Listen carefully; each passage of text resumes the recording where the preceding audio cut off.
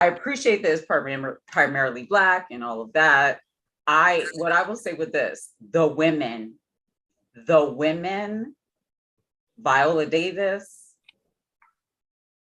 I mean, it starts off like she should get an award. She played that role. You had strong, but you had feminine, you had a leader or ruler, but who was human. It was something that I ain't seen men do when they're in those type roles. I said what I said. Well, we live now. We're trying the webcam again. I don't. You say it like, you look good, girl. This real life, girl. That's how I feel being on. But no, I was saying if I could just be an editor, I'd probably do a podcast. But we're here now. I love my podcast, but I need to translate my podcast over to YouTube, so I got to get comfortable soon in front of the camera. Okay, so we're here. Welcome back. You know what? One of these days, I'm going to get an intro. But until then, welcome back to Conversations with Coco. It's me, Coco. So today we're doing something, well, we're not doing something different. We're starting a series. And it's kind of, well, today could be considered a watch and discuss, but it's more of a panel discussion. So I feel like I like to shake tables, and I feel like I want to shake this particular table because I feel like it needs to be shook.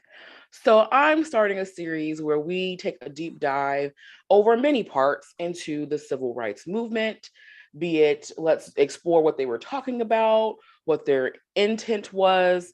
In today's installment, we're going to be watching a special report from 1967 about post-civil rights and Black power. And so in our discussion portion, we're going to be discussing, obviously, debriefing on the documentary, or the special report rather, and kind of, going off of like, so how do we connect that to this? And are we living in our ancestors' wildest dreams, or are we just wilding? So before we start the documentary, we'll do brief introductions. Let everyone know your name, where they can find you on social media. And this is why I don't like the webcam, because I feel like I'm looking like this, but y'all over here.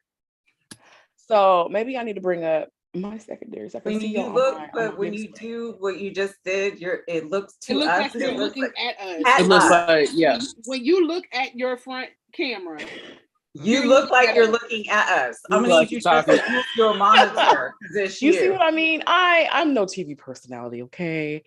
Oh, okay, we'll get it there someday. So I don't know who would like to start.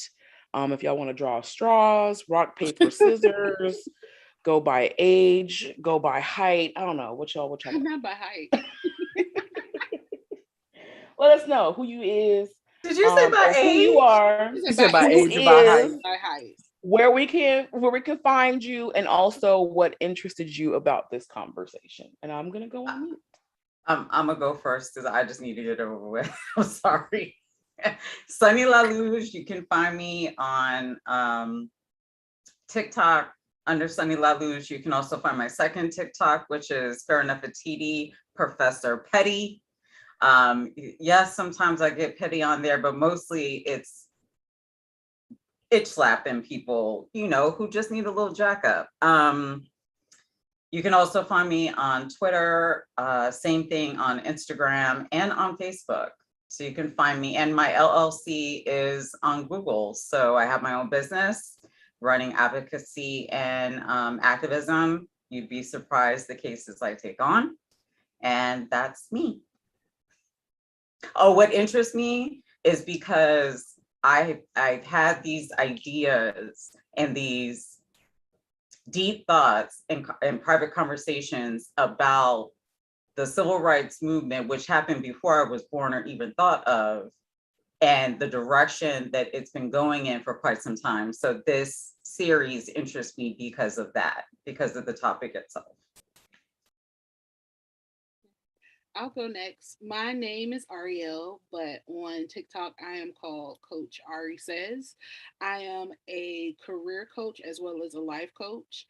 I work for a nonprofit called Neighborhood in Chesapeake, Virginia, which we're helping to get our community making at least $15 an hour so they can be able to start counterporting their lives the way that they feel that it should be.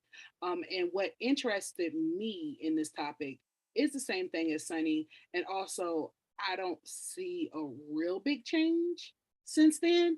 And I definitely wasn't thought of, but my mom was born during that time. And if she says she don't see a change, so I'm happy to be here.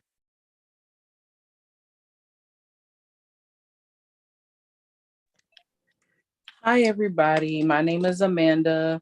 My social media handle is Ms. Anlin Diva 87 across all platforms: TikTok, Twitter, Instagram, Snapchat, all the places. I have a 16-year healthcare background. I've taken care of a little bit of everybody from 100 years old to children. I have a podcast streaming on Spotify and Apple Podcasts. Miss Diva's podcast is the name of it. I'm interested in this particular topic because I was an 87 born baby and my mom was born in 50. And me and her didn't have a lot of these discussions about what happened back then. My sister was born in 66 and me and her haven't had a bunch of discussions. So having the opportunity to be a part of this panel and listen to the things that's coming up and have open dialogue has allowed me to be open to learning new information and also giving my opinions on it because I am a little mouthy. So I'm just thankful to be a part and I'm here to learn more and take in what I can get.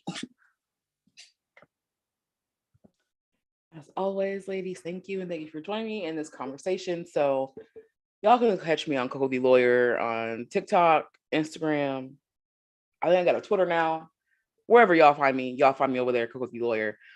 This conversation interests me because, as I stated, my brain just keeps going, right? It just goes. So I need to figure out where we're going with this. So I just want to start this series because I feel like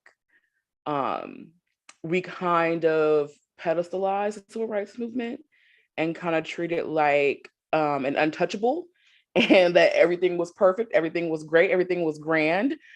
And that don't sit right with my spirit because that doesn't even sound right. It doesn't sound right to me. So I wanted to take these deep dives just to learn more. Also critique it, but also get some sort of frame of reference of where to go from here. So yeah, I don't want to take too much time. I'll go ahead and turn off all my things. Well, not turn off all the things. Let me get together the screen share so that we can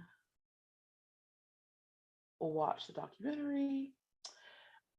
Since it's just the four of us, I'll take votes. Should I let it play at normal speed or 1.25 speed?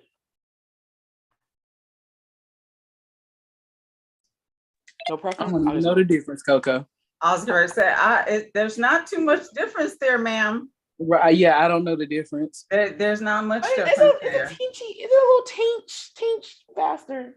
But I'll just keep it at normal. It ain't gonna be much faster. You're gonna have them talking like like as long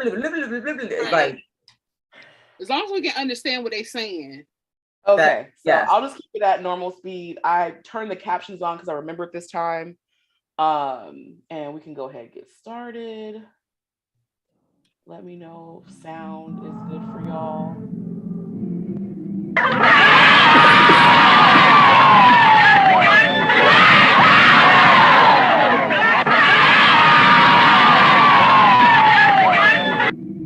Once, this was the sight and the sound of the Negro protest movement.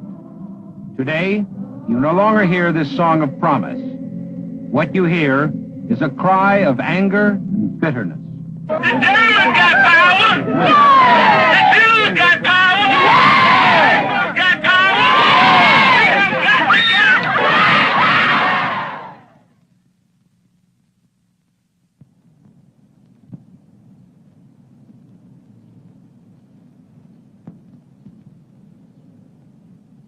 I have a dream that one day this nation will rise up, live out the true meaning of its creed. We hold these truths to be self-evident that all men are created equal. I have a dream. I have a dream. I have a dream. 4 years have now passed since Dr. King stood on these steps and spoke those words. Yet it all seems so long ago and in some ways so unreal. What happened to the dream? It ended, as all dreams must end, when it confronted reality. Perhaps the nation was living in a dream world. During those years, from the Supreme Court school desegregation decision in 1954 to the Civil Rights Act of 1964 and the Voting Rights Act of 1965, it was out of touch with reality to the extent that it believed that court decisions and the mere passage of laws would give Negroes true and meaningful equality with all deliberate speed. For when the court decisions had been handed down and the laws had been passed, and Negroes were guaranteed those rights promised all Americans by the Constitution, they were merely brought to the starting line of the race. But when they took their places at the starting line and then lifted up their heads, they found that most of their white countrymen were already 80 yards down the track.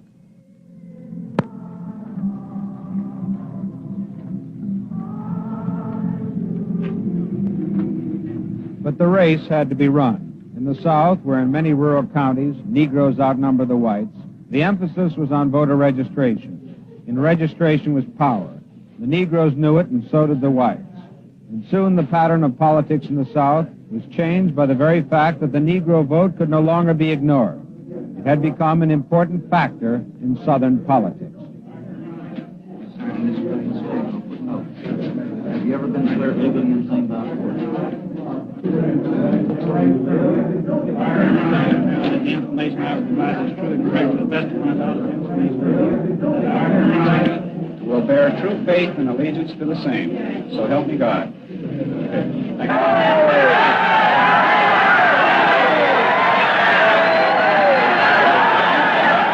But if there was progress in the South, there was violent resistance in the North. The nation suddenly learned what it should have known, that racial prejudice was not just a Southern problem. It was nationwide. If whites in the North formerly could comfort themselves by pointing an accusing finger at the South, they could do so no longer. School segregation by neighborhood, violence against Negroes moving into all-white communities. These were facts, real and immediate.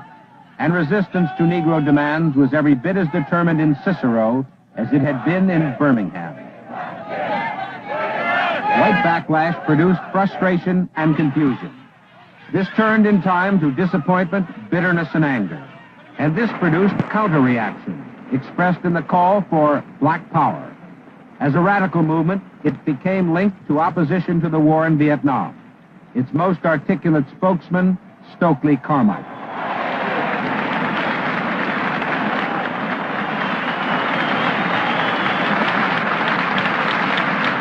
The first man in this country to die for the War of Independence was a black man named Crispus Attucks. A black man to die for the war.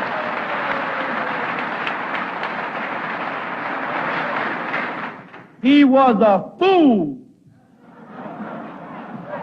He was a fool.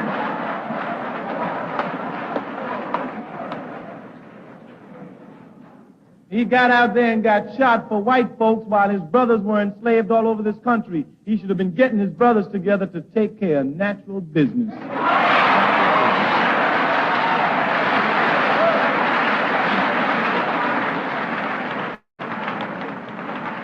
After the American Revolution was over and the white folk got their independence, they tapped the black people who fought on the head and gave them a medal and said, "Good work, nigger. Now get back to where you belong." So along came the Civil War. And the great emancipator Abraham Lincoln wouldn't even let us fight in the Civil War because he said we weren't fitting to fight. Frederick Douglass had to go and tell Lincoln to let us fight. And they only started to let us fight when the South was winning in segregated units and we fought in the back. We weren't satisfied. No, along came World War I. and they started to draft people, and they weren't drafting us. So our organization spoke up, draft us. We want to fight. We good Americans, yes. The slogan was, we're going to make the world safe for democracy. And while our grandfathers and our fathers lined up to make the world safe for democracy, and we didn't even know how to spell the word, and along came World War II. And our uncles went to Poland to fight in Poland, died trying to stop Hitler from killing white Polish people. And last summer, when we walked into Cicero, young Polish punks gonna throw rocks at us and call us niggers. Call us niggers.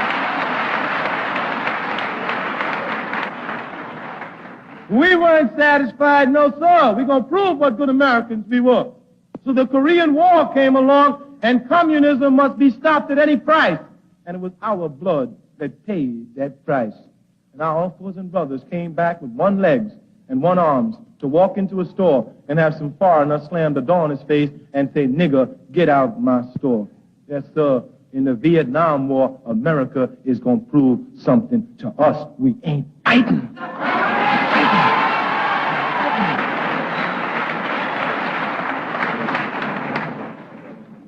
There's no need for us to go and bomb schools in Vietnam. We need to build schools in our ghettos. That's where we're going to be working. That's where we're going to be working.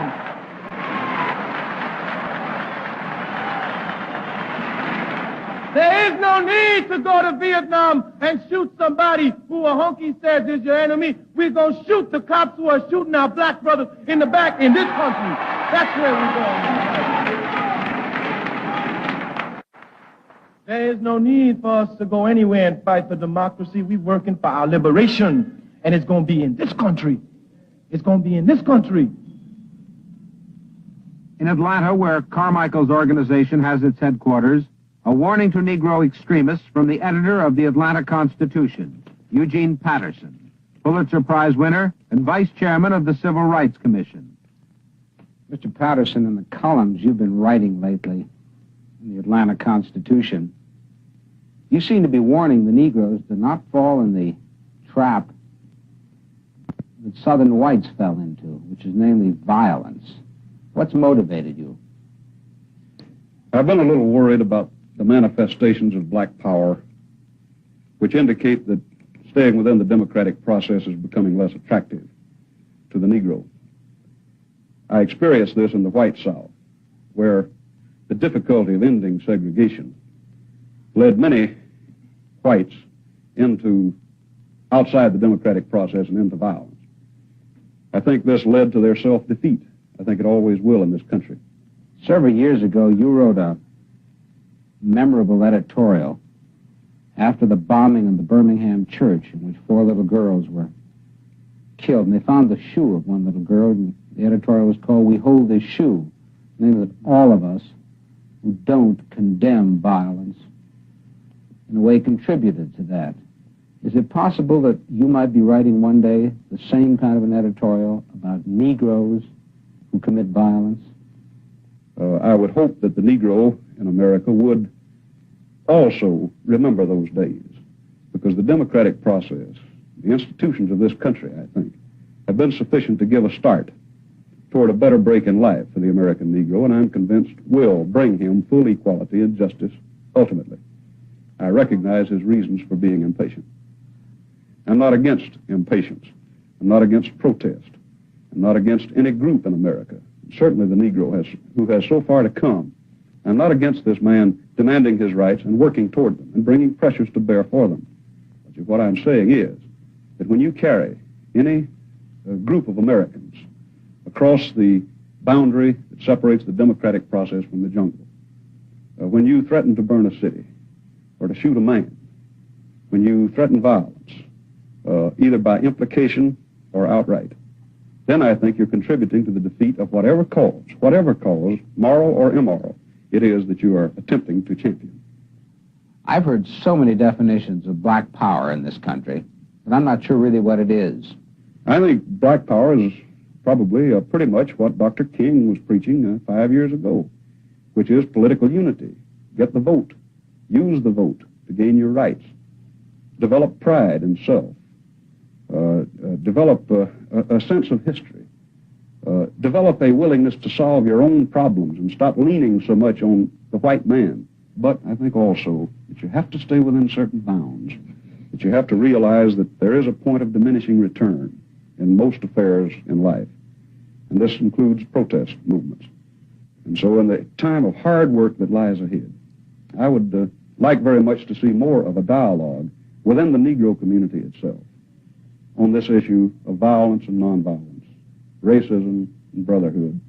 We are still too divided by race in this country, and I think every step we take to fragment it and divide it further is a step toward folly for the American people and the American institution. And I think every step we take toward integration, toward brotherhood, toward working together, toward absorbing the 20 million Negroes right into the great melting pot of this nation, then I think we're on the road toward the light. But now some white youth are hung up with democracy because they're deluded and they think there really is such a thing as democracy in this country. And so they begin to stop the war on questions of morality, that it ain't right to kill. Now that's a lot of junk. It's not either right or wrong to kill. Killing is. The question is, who has the power to kill? That's all. A policeman in a black community is a licensed killer. He's a licensed killer. A black man attacking a policeman is a rioter. Yeah. That's because the black man don't have the license to kill. But when I die, I'm going to die with my boots on, and it's going to be in this country. It's going to be fighting for what I know is right, the liberation of black people, nothing else, nothing else. And what we're going to say across this country, from Muhammad Ali to the little black boy in Cardozo High School, hell no, we won't go.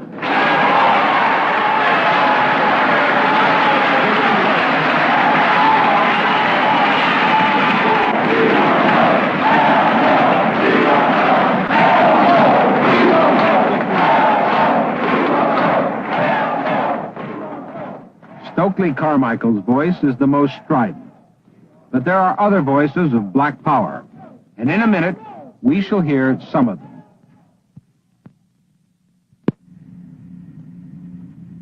This is where it began, the rural South. And here where it began, for the Negro, the problem remains.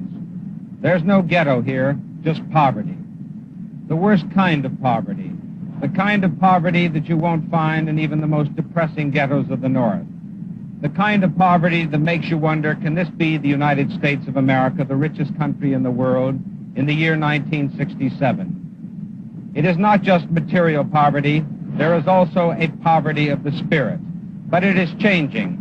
There is a quiet Negro revolution going on in states like Mississippi, in hundreds of hamlets, places that Southerners call wide places in the road, where you can see it, you can feel it, and you can hear it.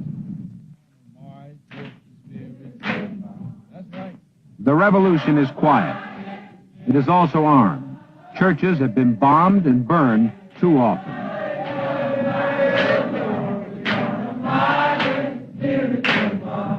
Thank you very much. We don't believe in black power. That's the wrong word. That's a dirty word. But we believe in, it just happened that we have what? We just happen to accidentally have population power. And we're here because we're concerned about getting a share that's going to be fair and square with all of the citizens. Charles Evers is the NAACP field director in Mississippi. The man who had the job before him was his brother, Medgar, killed in an ambush in the summer of 1963. We're here to serve notice on all of those who have been so brutal to us in the past. That your day is gone. Because here in Jefferson County, we outnumber you any way you come. We got you outnumbered physically, we got you outnumbered mentally, we got you outnumbered economically, and about to outnumber you politically. We've got to vote right, walk right, and talk right, and let America know that we're not going to let nobody turn us around. To start off with, we let them know that we're going to take down that old Confederate statue we got standing down. We're going to put a statue of a man who lived and died for all Americans. And somebody like maybe George Washington, or maybe Medgar Evers, or somebody who died that all men may be free.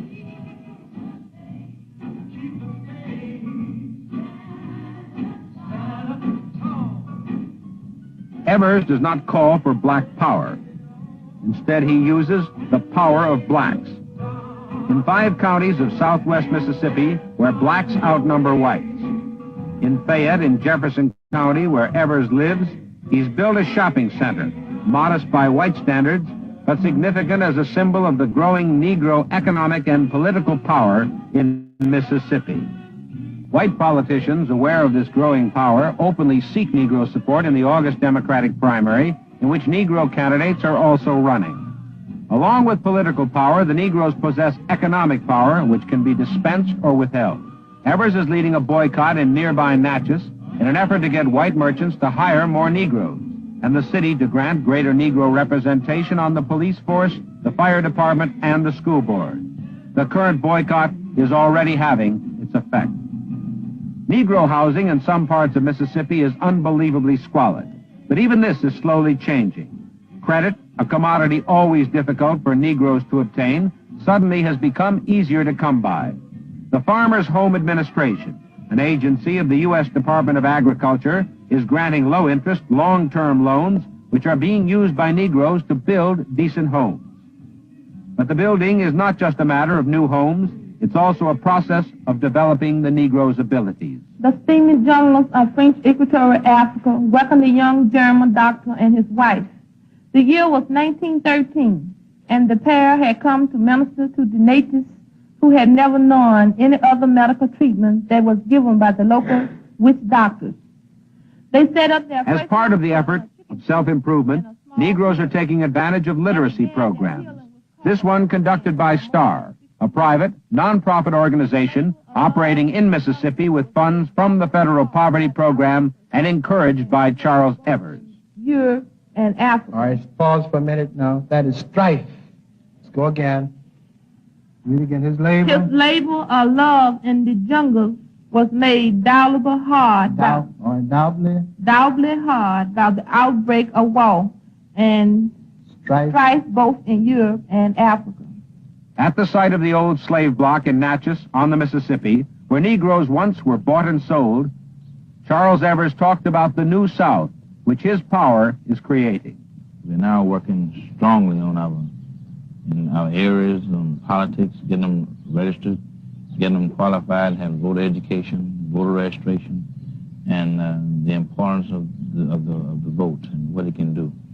And this is already has changed the gubernatorial old patterns where there used to be nigger, nigger, nigger. Now they're talking about better highways and better education and more industries. So you see, this is what the politicians, Mississippi politicians are funny. They look at 2 things, the ballot and the dollar. And in this area, we control both. Yeah, but you still go around with a gun. How much has really changed in Mississippi if you still go around with a gun in your car? Well, I don't want you to get the impression that it's changed that much. Sure, I have a gun. I have 2 guns to be exact. I have a rifle and a 38. And it's all for my protection. And I still feel I'm going to get it sooner or later anyway. But we had to stay on and continue to fight for the thing that we know is right.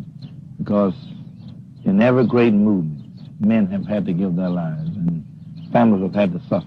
I'm going to live as long as I possibly can, and when I can't live any longer, then I'm going on in.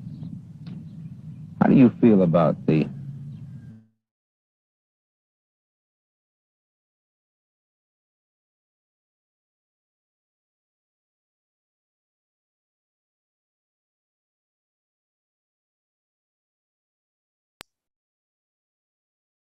Did it just freeze or is that me? No, it froze. It froze on the stream too. It paused.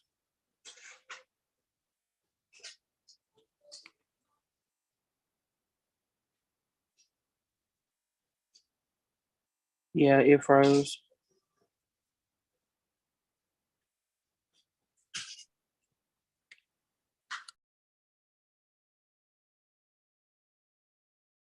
he might be fixing it. Yeah, probably. This is very interesting to watch. It is. Just because Sonny brought it to my attention, the year. It was like, wait a minute, I do not like the way this white man is talking. Right, and I was just like, I'm like, you had to remind me that, because it's just like, why are you saying Negro? Like, I'm an 80s baby, I'll be forgetting. Right. But I was listening to him too, and I was sitting there like, why do I feel like I have heard? Well, I kept thinking to myself, that's all the quiet part out loud, and we started to hear it again. So I was very much like, these people are in Delusionalville. If they think they have absolutely no responsibility, no accountability, no nothing for what they have done to Black people. And every time Black people get ahead, they get jealous and they burn it down, and then we rebuild it. So let me be quiet. We might got a show going again. First of all, I didn't know y'all was paused. My bad. Oh yeah, it had paused. We were. My bad. We kind of glitched a little bit. We came out and came back in. All right. We good. Yeah, we're good. So I backed up a little bit. I think also, because I think the chat, let me make sure we're still live on YouTube. Okay, we're back on YouTube because the chat kind of glitched as well over here. Okay. All right, I went back a little bit. I guess I'll save my comments for later. I'll save them for later. Yes. And anyone who takes a position that it's a white man's country, then he's been misled. I feel that we should go and fight for America in Vietnam, and we certainly should just come back and fight for it here. Now, you probably read what I've said, and I mean this, that I'm going to personally ask Negroes in Mississippi not to go to the Army, become June 1st. But it's not to defend our country in Vietnam, but it's because we have 90 selected service boards in Mississippi. And there's not a single Negro on one of them. So what we're saying is, unless Negroes are on the selected service board in Mississippi, we don't feel that it's fair for a little white board to send Negroes off to the Army. What do you mean when you use the word black power? If black power means what I have been told, it means that we're going to take over and mistreat the whites and abuse the whites as they have done us, then we are going to be just as guilty as the white man has been. Did you feel this way before your brother was killed? I'll admit that once upon a time that he and I both admired, and I still admire, Kenyatta. I'll admit that once upon a time he and I had planned to do the same type of thing that Kenyatta had done. Maybe you know his son, his oldest son is named Darrell Kenyatta. But we found out that that wasn't the way, and it wouldn't do, and that we couldn't win by taking an eye for an eye and a tooth for a tooth. So we found Mau Mau in Mississippi. We had once thought about that, but as boys, youngsters, because we've been mistreated so badly, and we found that this wasn't the way, because even Kenyatta himself was defeated. And the reason why the whites are losing because they're wrong, and they can't survive this. So we're going to do unto others, we'll have them do unto us. We're not going to have anyone who's going to do the white people wrong either. This is what's been wrong all the time. Them dirty rascals have treated us wrong, and now we don't get in and treat them wrong. So if we do right, it's going to hurt them bad enough. Oh, yeah, it's going to hurt them bad enough. Because they can't stand to do what's right. Now, maybe some of you don't understand why it's so important and why we run so many justice peace. Those are the rascals who have done us so bad. And we got to eliminate, see, we're going to build a foundation that you can't shake.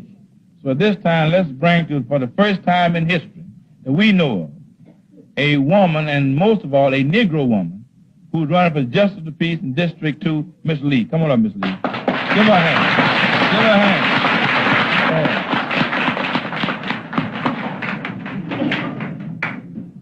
We're going to be right by our side, too, when they come in there.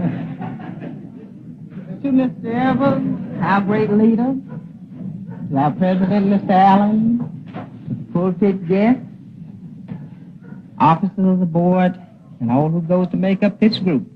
It is indeed a pleasure for me to stand before you tonight to run as a candidate for Justice of the Peace in District 2.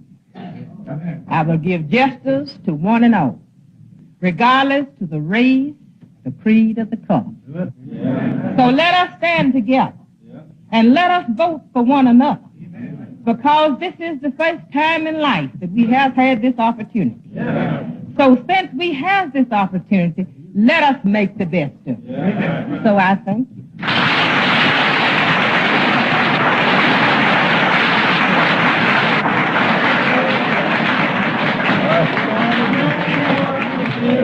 Let's get it live. We're gonna do what the Spirit said do. Do what the Spirit said do. We're gonna do, oh Lord. We're gonna do what the Spirit said do. We're gonna tell what the Spirit said do. We're gonna tell what the Spirit said do. Oh yeah, the Spirit said do. We're gonna tell what the Spirit said do.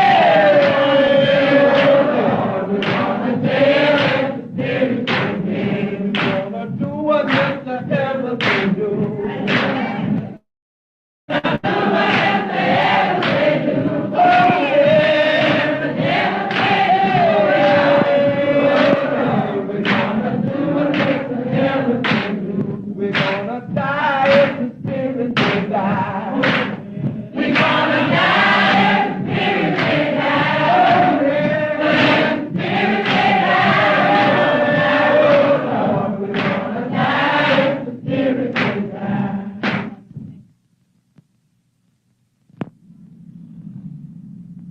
In Atlanta, where he was raised as a minister's son, Dr. Martin Luther King seeks to pursue his dream of Negro equality through nonviolence.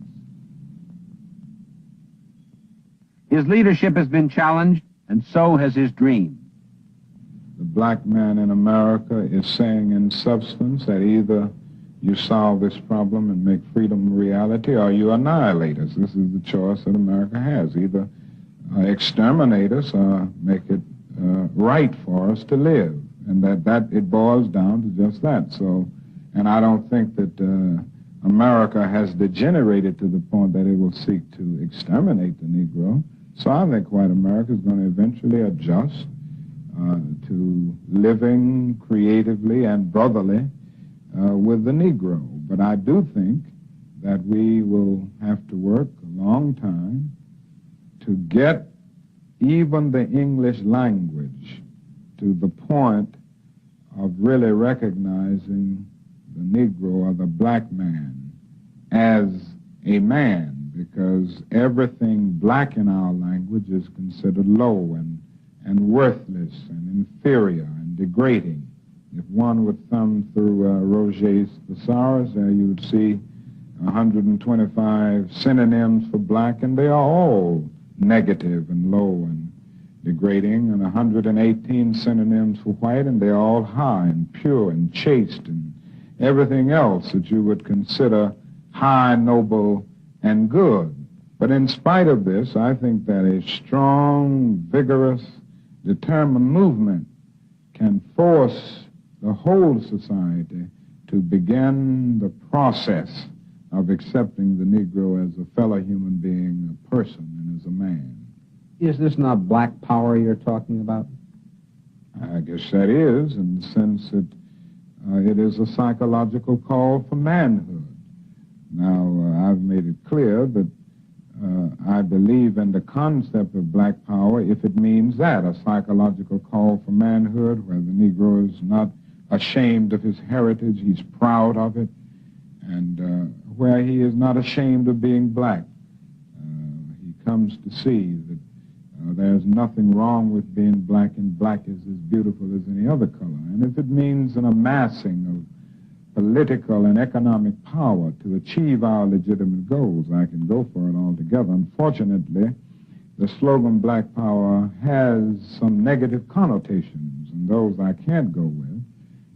Certainly I can't believe in black separatism, and often this is one of the connotations, and I can't go along with violence. And unfortunately, some who have used violence and who engaged in riots have shouted black power in the process. A riot ends up creating many more problems for the Negro community than it solves, and for the larger community. And certainly you can't establish brotherhood through violence, because it only intensifies the fears of the white community while relieving the guilt. You can, through violence, burn down a building, but you can't establish justice. You can murder a murderer, but you can't murder through violence. You can murder a hater, but you can't murder hate. And what we are trying to get rid of is hate and injustice and all of these other things that continue the long night of man's inhumanity to man. But I find that even the other groups that are preaching violence are willing to go along with nonviolence if they feel that something is being gained through nonviolence. And this is why I say that the power structure often aids and abets a few forces that are preaching violence, because the only time they will make concessions in many instances is when Negroes riot, and then they make a few token concessions and give the Negroes the impression that the only way you can get anything in a northern community is to start burning the town down. What is it about the Negro? I mean, every other group that came as an immigrant somehow, not easily, but somehow got around it. Is it just the fact that Negroes are black? The fact is that the Negro was a slave in this country for 244 years. That was a willful thing that was done. The Negro was brought here in chains, treated in very inhuman fashion. And this led to the thingification of the Negro. So he was not looked upon as a person. He was not looked upon as a human being with the same status and worth as other human beings. And it seems to me that white America must see that no other ethnic group has been a slave on American soil. That is one thing that other immigrant groups haven't had to face. And so emancipation for the Negro was really freedom to hunger. It was freedom to the winds and rains of heaven. It was freedom without food to eat or land to cultivate, and therefore it was freedom and famine at the same time. And when white Americans tell the Negro to lift himself by his own bootstraps, they don't look over the legacy of slavery and segregation. I believe we ought to do all we can and seek to lift ourselves by our own bootstraps. But it's a cruel jest to say to a bootless man that he ought to lift himself by his own bootstraps. So that I must say that white America must assume the major responsibility for the Negro's dilemma today. The Negro's dilemma grows out of white America's dilemma. We've got to recognize that the black man is the key figure in America now. You either deal with his problem in America, or America can bring down the curtains of disaster and doom on its own civilization. When you stood that August day in 1963 on the steps of the Lincoln Memorial, and you said you had a dream, did that dream envision so soon a war in Asia, preventing the society doing for the Negroes that which you think had to be done? No, I didn't envision that then. I must confess that that period was a great period of hope for me, and I'm sure for many others all across the nation. But I must confess that that dream that I had that day has at many points turned into a nightmare. And I think the realistic fact is that we still have a long, long way to go, and that we are involved in a war on Asian soil, which, if not checked and stopped, can poison the very soul of our nation. When a nation becomes obsessed with the guns of war, it loses its social perspective, and programs of social uplift suffer. This is just a fact of history, so that we do face many more difficulties as a result of the war. It's much more difficult to really arouse a conscience during a time of war. Dr. King, do you find it somewhat surprising that so many people should be shocked that a Nobel laureate like yourself has come out against the war in Vietnam? Well, I find it very paradoxical in a sense that people would praise me so strongly and applaud me so vigorously when I say be nonviolent where Bull Connor is concerned, when I urge Negroes to be nonviolent toward Jim Clark, and yet condemn me so vigorously when I say that our doses of violence in Vietnam, where little children are suffering, where villages and huts are being burned down, are certainly injurious and destructive of many of our values. So there's no alternative for me on the basis of conscience. I must stand up against this war, and just as I'm against segregated lunch counters and segregated public facilities in the House, in the South, I'm against segregating my moral concern. And I'm not going to limit my moral concern to civil rights for Negroes in the United States. I have a humanitarian concern. Without doubting Dr. King's motives, a Negro leader like the executive director of the NAACP, Roy Wilkins, questions the tactics of mixing Negro equality with opposition to the war. All I can say is that in the tactics and strategy of the civil rights movement, which is here and now, not in 1970 or 71, all such devotions to another ideal inevitably detract from the main show. The main show for us is right here, civil rights. It must be remembered in this connection, gentlemen, that the problems that we seek to attack here will not wait for the end of the Vietnam War. They didn't wait for the end of World War II. They didn't wait for the end of World War I. If you're going to fight for civil rights, you have to fight it year-round and year in and year out, no matter what the overriding issue is. We fought it with President Wilson in World War I. We fought it in World War II with President Roosevelt. We didn't back up on civil rights, and we don't see any reason for downgrading civil rights and elevating the peace movement above it, especially the indignities our people are suffering.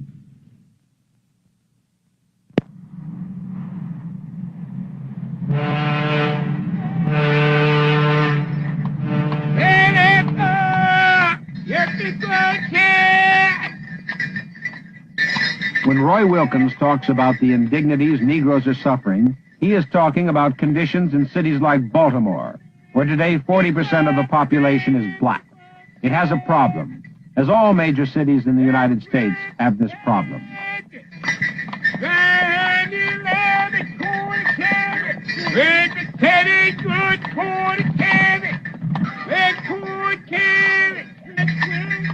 Today, few whites dare enter the ghetto. Most of them are aware of the black ghetto as a place to be avoided, as a place where there is likely to be trouble. Negroes insist that there will be trouble in the ghetto so long as they have inadequate housing, poor schools, high unemployment, and no money.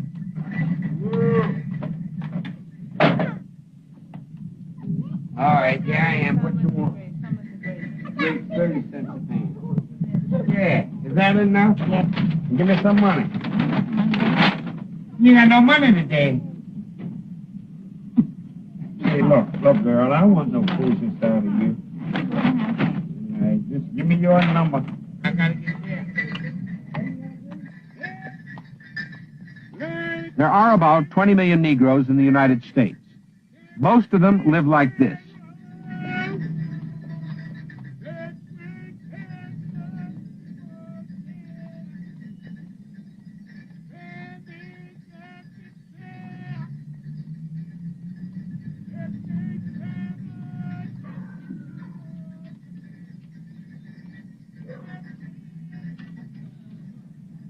CORE, the Congress of Racial Equality, picked Baltimore in 1966 as the target city, at a time when everyone said it was ready to explode. When CORE came in, most whites feared that the black power advocated by CORE meant violence. It has not. In Baltimore, black power has not been a call to violence. It has been a program of constructive action, economic and political, like ghetto candidates running for the first time in local elections. It all points to the most crucial area, and that is that behind you in each one of those areas where you see a number is the heart of political action. And that's where we begin to develop the kind of black political power we're talking about. Many people ask, what is CORE doing? Well, I want them to point a finger at CORE also has pressed for job equality in Baltimore's major industries. Only when we grasp this weapon of black power, only when we grasp this weapon firmly in our hands, can we begin to go forth to the battle.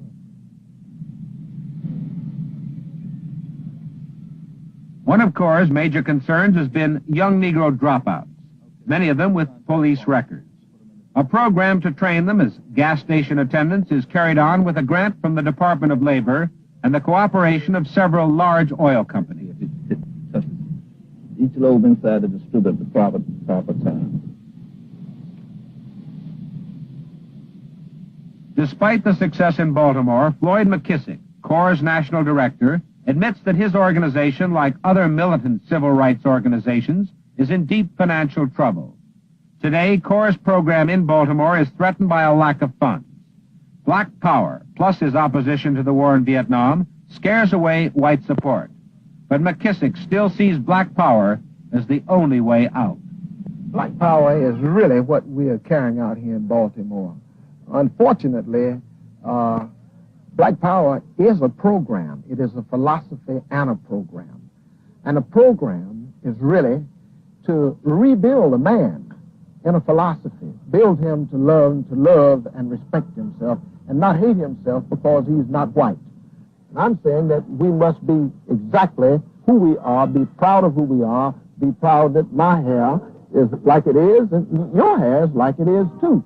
But you respect me because I am a black man, and because we have contributed to the goods and the services in this society, and we have given our labor to make the society what it is. What are the manifestations of black power within your project, Target City? Like the gas station, for example. Is that a manifestation of black power? Yes. And this is what a lot of people don't understand. When we talk about economic power, here we mean the organizing of the people into units. Some of the gang leaders, ironically enough, who went through the training program, some of the gang leaders that were supposed to be the most explosive people in the community, that were going to start the so-called disturbances in Baltimore, went through the training program, and after coming out of the training program, they were the first people that went back in the community when the Klan marched through last year and got all of the gangs to cool it. And you didn't have any trouble here. The same guys that were going to be the producers of violence turned out to be the very guys who stopped the violence in the ghetto. This is just the way you're going to feel when you go in and start laying your story down to get the job. Now, this is the exact same atmosphere. You're going to be a little nervous. You're going to feel a little uneasy. But I want you to watch one guy that's been doing it, and he knows just how to get the story down, and we're going to check him out to see if he's got it down pat. So let's give a listen for a second. John, come on. Let me see how you make out. Good afternoon, each and every one. My name is John Abel, and I am speaking on behalf of the Target City Youth Program, and I am also a trainee. I'd like to say, being in here 10 weeks, awfully really have learned me a whole lot in this little bit of time. And I believe that I'm also eligible enough to be a manager or a owner of my own service station. It's no good walking around the street wondering what can you do. You have to learn and earn and stick with what you have started. It's no harm in trying. Anybody can say they can't do it, but to my opinion, I think I'm ready to be a manager. Thank you. Okay. First of all, remember, he's a pro. He's supposed to know how to do it. Now, let's see just how good he was. We're going to get a few comments. I want you to tell me what you think you did wrong. Come on. Well, to the knowledge, Can't hear you. to my knowledge and my fact, I do not think that he did anything wrong. Everything was perfect. He put enough life in it, but he could have put, say, about an inch more of life in it. Okay, all right. Well, to my opinion, his presentation was so realistic and so nice that if he runs for president, I would vote for him. You see, we live in two worlds. We got a black world and a white world. And we have never understood, and most people don't understand how I think, because they think I should think the way that they think. Now, a kid born in this neighborhood can't think the way that a white man thinks. You see, our white kid thinks. We've developed what you call defensive thinking in order to make it in a society where we are oppressed daily in everything that we do. And these two worlds have not been able to come together and get a meaningful dialogue. And even when we really tell the truth, if the truth hurts, it's not accepted. So here you have the ghettos this summer where people feel that nobody listens to them. Black people feel rejected. They feel like they're being pushed into a corner. They can't get anyone's ear. There's a failure to support them in their endeavors and undertakings. And the youth feel totally rejected. They feel that there is no hope. There's not a chance. It's a matter of hopelessness. It's frustration. I'd just soon be dead, some of the kids say. That's the attitude that they take. On one hand, we say, let's be nonviolent. The whole civil rights struggle ought to be nonviolent. On the other hand, we use violence. This society uses violence to accomplish most of its goals, or the majority of its goals. This country was taken by violence from the mother country, and then by violence we destroyed the Indians, and now by violence we are fighting another war, and that's the Vietnam issue. We know that the white man has the guns. Everybody knows that. And what we are fearful of right now, and we wonder if there's not a commitment and a hope that riots will occur so that they can shoot down black people in the streets. And what we really have not recognized is that there is now thought control over the black man. They say, you are wrong and we don't support you because you don't think like us. You ought to support the war. And of course, I don't believe in supporting the war. So they said, we don't like that about him, which means that they aren't respecting me for my difference of opinion, my ability to think and come to a different conclusion. I must think the way that he says that I must think. So we lose support for that reason. Some people say we don't like your position on Adam Clayton Powell. Well, Adam Clayton Powell was the only man that we had in Congress to represent us. Out of 22 years of buying Adam on an installment plan to send him up there to talk for us, you take that away from us, and then they expect us to be happy, and they withdraw funds. I think they've got to recognize, we go right back to the same point, that they have got to let the black man develop his independent pattern of thought, which is going to sometimes hurt him in a sense because we don't think like him, but it certainly ought to be that the understanding that we are never going to think of like in all aspects, not until all other things are equal.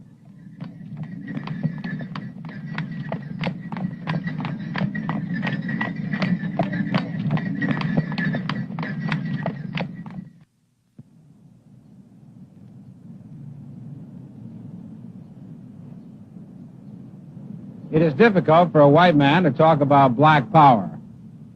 One reason is obvious. He's not black. The other reason is less obvious.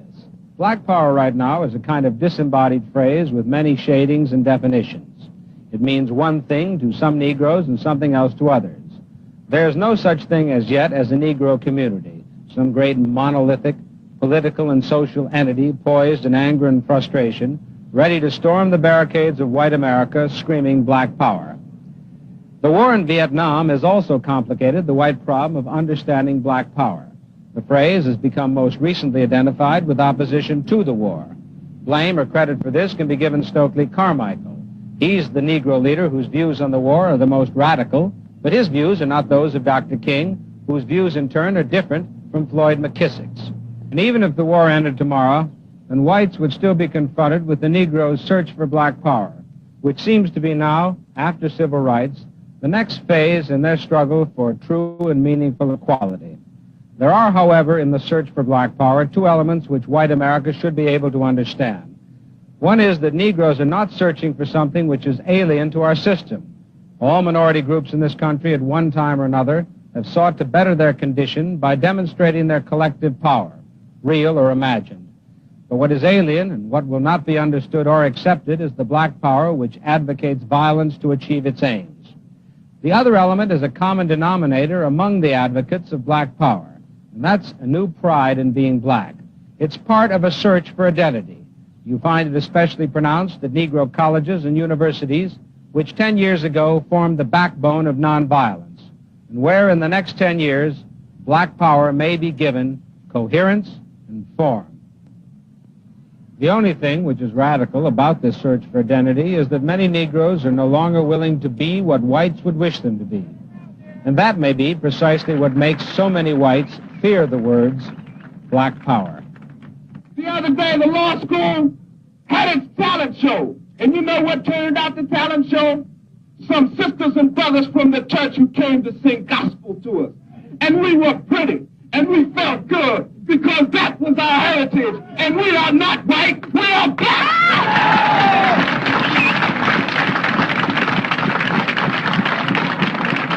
And as black people, we must act according to our nature.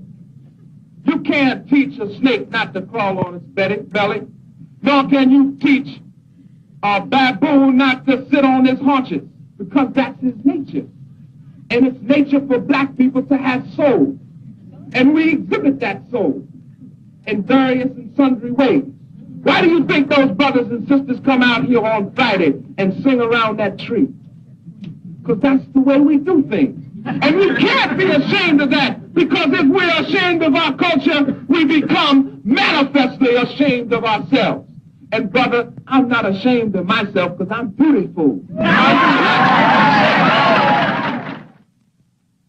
Ain't gonna let nobody turn me round, no Lord, turn me round, no Lord, turn me round. Ain't gonna let nobody turn me round. We're gonna keep on, oh Lord, keep on, oh Lord, knocking at the freedom. Ain't gonna let no man Allen turn me round, no Lord. Now we over here rocking out to the spirituals. Yes, the spirituals. back. They was ready. It was like, if we ain't gonna say one thing, we gonna let this Negro spiritual ring in the ears of these. I should let it play. Matter of fact, hold on. Never mind. I don't do that tonight. Never mind. I ain't gonna let it play. All right. So I told y'all I was gonna go black. Y'all don't believe me. No, I'm joking. I'll come back later on. See, So why do you keep playing? Some questions for us. Okay. To answer. I tried something new this time. I didn't send them to y'all ahead of time, so we're trying that out today. Okay. So before I start, so I want to go back to the point of this series. I want us to be self-centered. Okay. I want us to drag it. I want us to be the star, the co-star, the supporting cast, the extra, like in The Woman King. Someone brought this up. Did y'all notice that there was not one woman in the Woman King? Yes. I was like, I love to see it. Yes. So I want us, let me see, I wrote something down. What did I say? So yeah, I know it's easy to drag the white folks by their non-existent edges. But I want us to, while we're dragging them, be focused on us. Don't feel like you can't say what's on your chest. Oh, good, because I got stuff to say about that. So let's see. And also remember, so we're taking this in bits and pieces. The series is meant to just be like half steps at a time, just because there's just so much to get through. And I feel like since I found these old, like vintage retro clips, it's like, wow, it's like being in a time machine. So this was directly after the civil rights movement. I wonder where you found it. Right. Like the guy, the Hezekiah News, the guy that I get all these from, he posts them. That's his whole entire channel. So I'll share that. I'll share it in the private chat and the public chat. But he has things dating back to, as far as TV and news go back, about the civil rights movement, public figures, sporting events, just all types of just retro TV. And like, I love it. I don't know where he gets this from, but I'm glad that he posts this on here, because clearly he is the plug. I will be deeply in his channel. Like, there's so many things. Let me see. I think this is all the way off topic, but I'll share with y'all some of the topics that I've seen.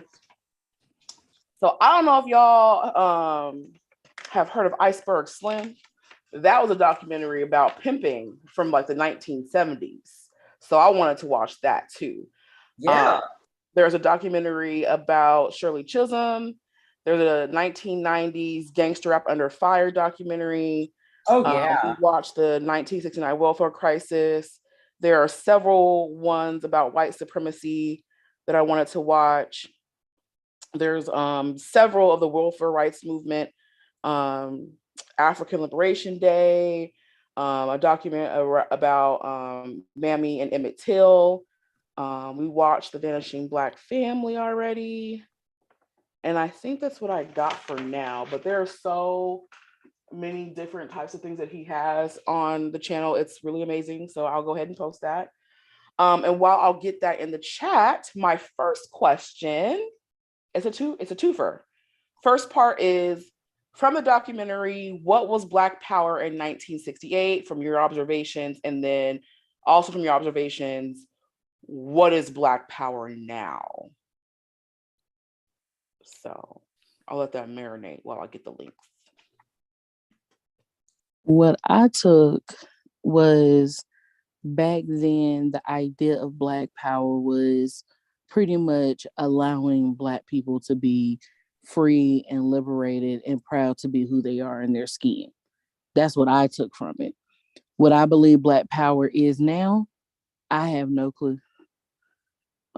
Because it seemed like everybody's on different pages and everybody's end goal is not the same, and we're just sitting in chaos with still no answers on how we move ourselves forward. So I don't even know what Black Power would even look like in 2022 when we can't stop bickering about who bringing what to this imaginary table. I mean, I feel like Black Power then, they wanted to be seen. Like if you listen to how they spoke, it was like, when I listened, I've actually played that clip before a few times of Dr. King, that last one. That was one of the last interviews before he was assassinated. And I played it a few times, but this part goes a little bit further. And I feel like through being nonviolent, being palatable, speaking a certain way, dressing a certain way, they have to accept us. Right. They must accept us. Right. But they only continue to throw scraps. And I think during that last interview, the part that I heard was all of that. It felt like all of that, like click, click, click, click, click, click, click, click, click, inside of Dr. King's brain. And he was saying all of it out loud. And they knew they had a problem. Mm-hmm. Right now, I feel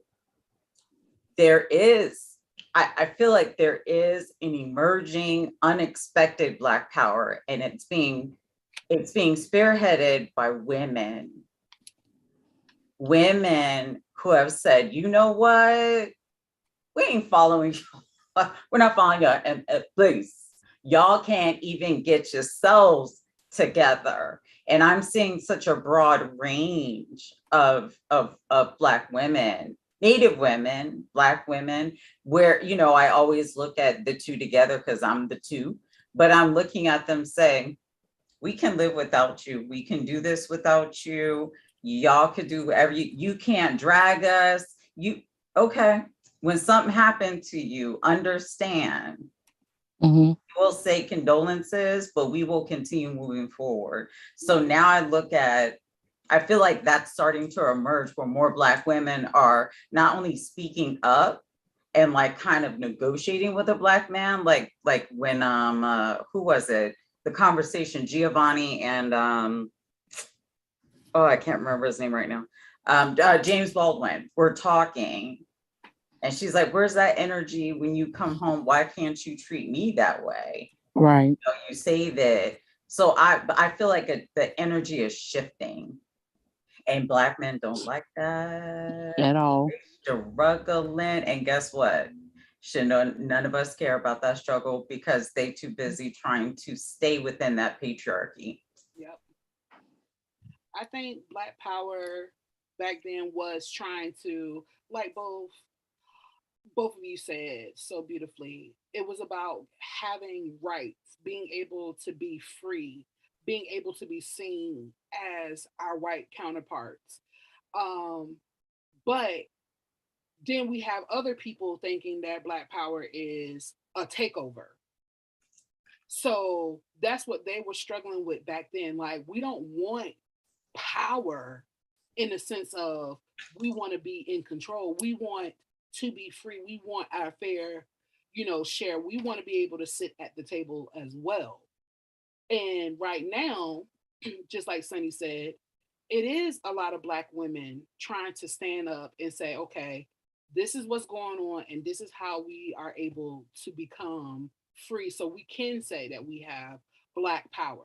And we do have a lot of people that are trying to fight against that because they have been so conditioned to deal with what has been served to us for the past 40, 50, 60, 70, eons and eons and eons of hurt and neglect and mistreatment, that they see it as a threat within our own community to want to be liberated. I think that there are some people, to add to that point, I don't think that there are many who really understand what Black liberation is supposed to look like. Right. We not daily have to worry about, hell, we shouldn't have to worry about police coming to the door with some fake accusation and worry about if we're gonna make it in our own house. Correct. Absolutely. Like, they need to understand, we just hear, when we ask for the liberation, it means leave me to exist in peace. I'm not bothering you.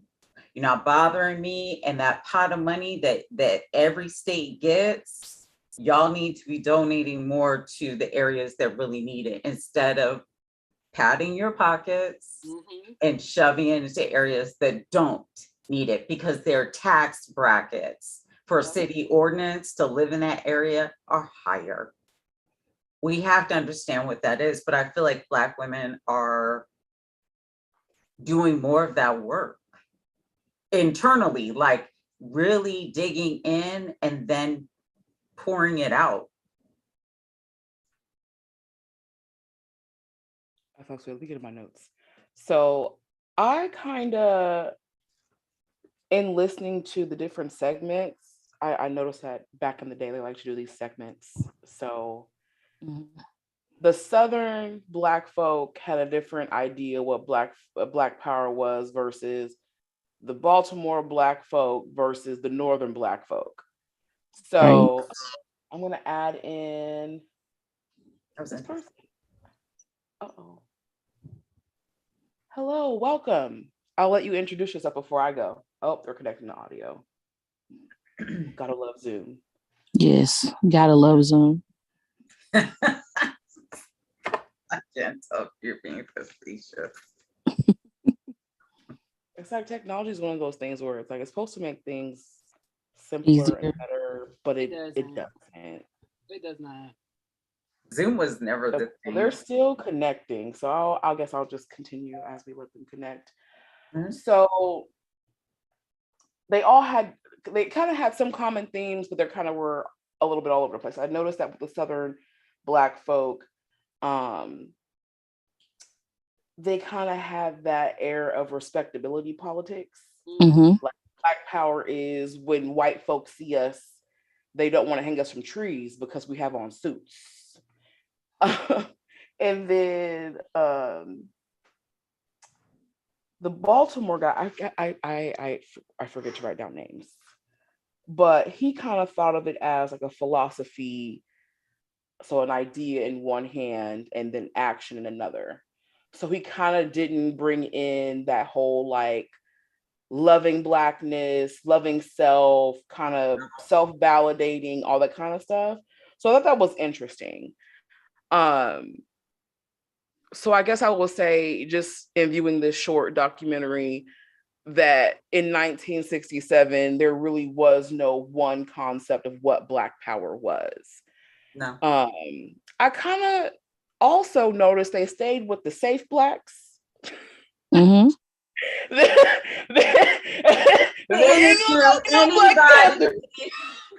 didn't really want to talk to anybody that was going to call them a honky, or like they didn't want to catch none of that real fade. So they made sure they stayed with the palatable people. And they went with the Negroes they knew they could call them Negroes to their face. Correct, and they wouldn't be offended.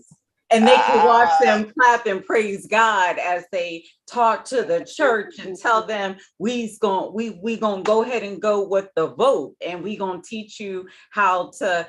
It's so damn insulting. I'm just gonna say it. It's so insulting that Black people, no matter what, the way I'm looking that film and knowing that I wasn't even a concept yet to neither one of my parents, watching it and what I see today, I'm just like, so. Okay, wait for it. So that's the last poll question. We'll get there. We'll get there. We gonna. I'm gonna drag it when we get there, probably. Okay. Seriously. Wow. So Black Power today, I will say probably is non-existent. When Sunny brought up that it's more so a Black woman, I do definitely see that. But I guess I'm kind of comparing it to that whole, like, what we think of as Black Power. Like, we're gonna scream Black Power, wear all black and leather and walk around with guns, and we're gonna do it with our afros. So Right. I think for that, I don't really see that in today's world. But I will let what is it, Huckalaroo? I will let them introduce themselves and give us some feedback on the first question, then we can move into the second question.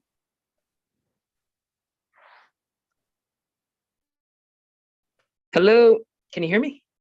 Yeah. We can hear you. Hey, good evening, good afternoon, good morning, wherever you are, ladies. It's personally me. Good evening. My name is Huck LaRue, as you see in the dialogue box. And to answer first and foremost, I just gotta say thank you for sharing the link to allowing me to be here to partake in this intelligent conversation. But I just wanted to say that to answer your question, what Black Power means. I think it's kind of a complicated question. And the reason because, I mean, if you look at it, it kind of has two different interpretations. Oh, I'm sorry, 1 second. Cancel that out. All right. So essentially, it has the mythical meaning that we've all come to kind of know on the surface, right? But then when you look at the specific individuality of the organization, you kind of have to ask yourself, well, that is a good question. What exactly did it mean? And so that's why I say I think it's a very complicated answer, and it really depends from which lens that you are indeed, looking at the question. So I know what we're presented with, the face that they wanted to pose to society, but then I kind of see what the general specific philosophy was, and that's the problem, as you've alluded to earlier. There are so many different interpretations, so I can't really answer that question succinctly.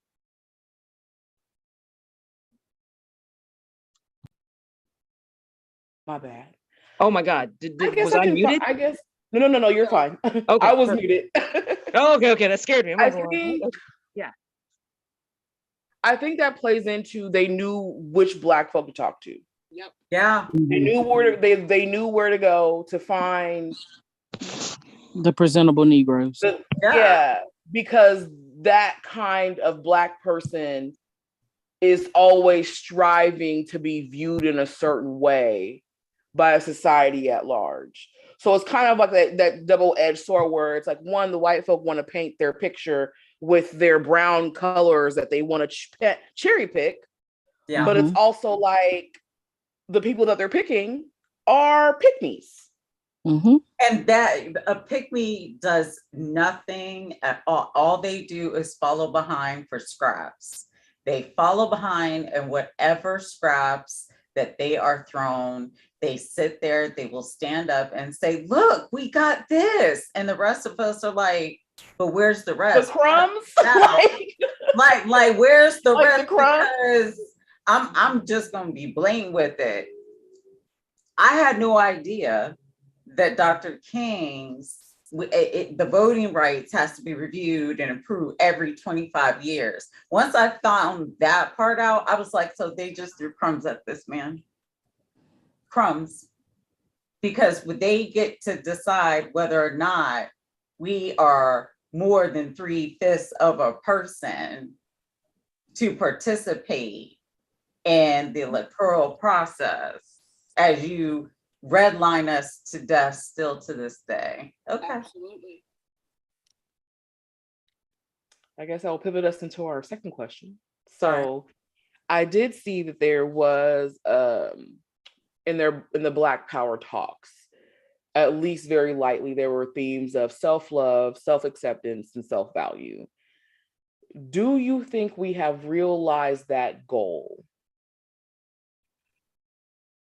Some have, but not enough for us to make any kind of big moves with it. Because you can say something like, we've built communities for ourselves before, we can do it again. And you will have people that say, no, we can't. We don't know how to work together. We don't do this. We don't do that. We don't deserve this. We don't deserve that. And it's like, you're Black too, right? Like, right. That this will benefit you too, right? Why are you putting yourself in this box of discouragement because you're afraid to go out and take that leap? If we're supposed to be still trying to strive for Dr. King's dream, then that's not a good dream that you're having where you're instantly saying, no, we're not going to be able to do it. Look at what happened before. They're just going to do this again. And it's like, could that be true? Yeah. But do we know that if we just sit on our hands? We don't. But now the we have thought, more education and now we have more education to know how to kind of like cheat the system, right, to make things work for us. So if you're still living in that mindset of we don't have anything, so why should we even move? Then you're holding up the process. and those are the ones that's gonna have to be left behind. Exactly. Yep, leave them right where they at. I'm not trying to talk you out of where you're at. I said what I said. You either catch it or not, but this train keeps moving because we have too many things. I'm not leaving this place like this. Right. I can't.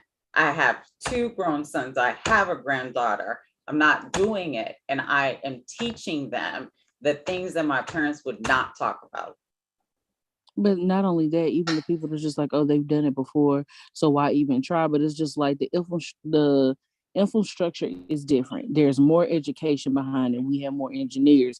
We have more educated Black people that can figure out ways to do the things that need to be done. I wish the people who are negative naysayers would stop supporting scammers and actually look at what needs to be done within our community, because there's a lot of those people who say, oh, there's no need to do it, but then we'll turn around and try to hit you up with a deal because they didn't talk to a scammer. Like, use your talents for what's going to be progressive and beneficial. And what's happening is more negative naysayers that don't even want to try. And then here we sit. Yep. I will say, as a person, well, let me figure out how I'm going to say this. As a person, I don't even know how to say it. Because I feel like on one hand, the part of our community that lives at or below the poverty line has to deal with, the fast money mentality. Do where get in wherever you can fit in. Think about yourself, move that way, and get out the hood. So being a person that was, I guess I'll say, raised by people that grew up in poverty. So, being raised by the village of grandparents from Oak Ridge, Louisiana,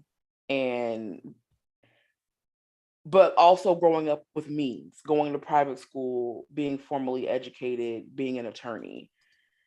it's like on the flip side of that, because I brought it up about the resources in the chat. It's like we talk about how, I mean, the bulk of our community is, $40,000 and below a year, right? So we have a smaller portion of us that make more than that.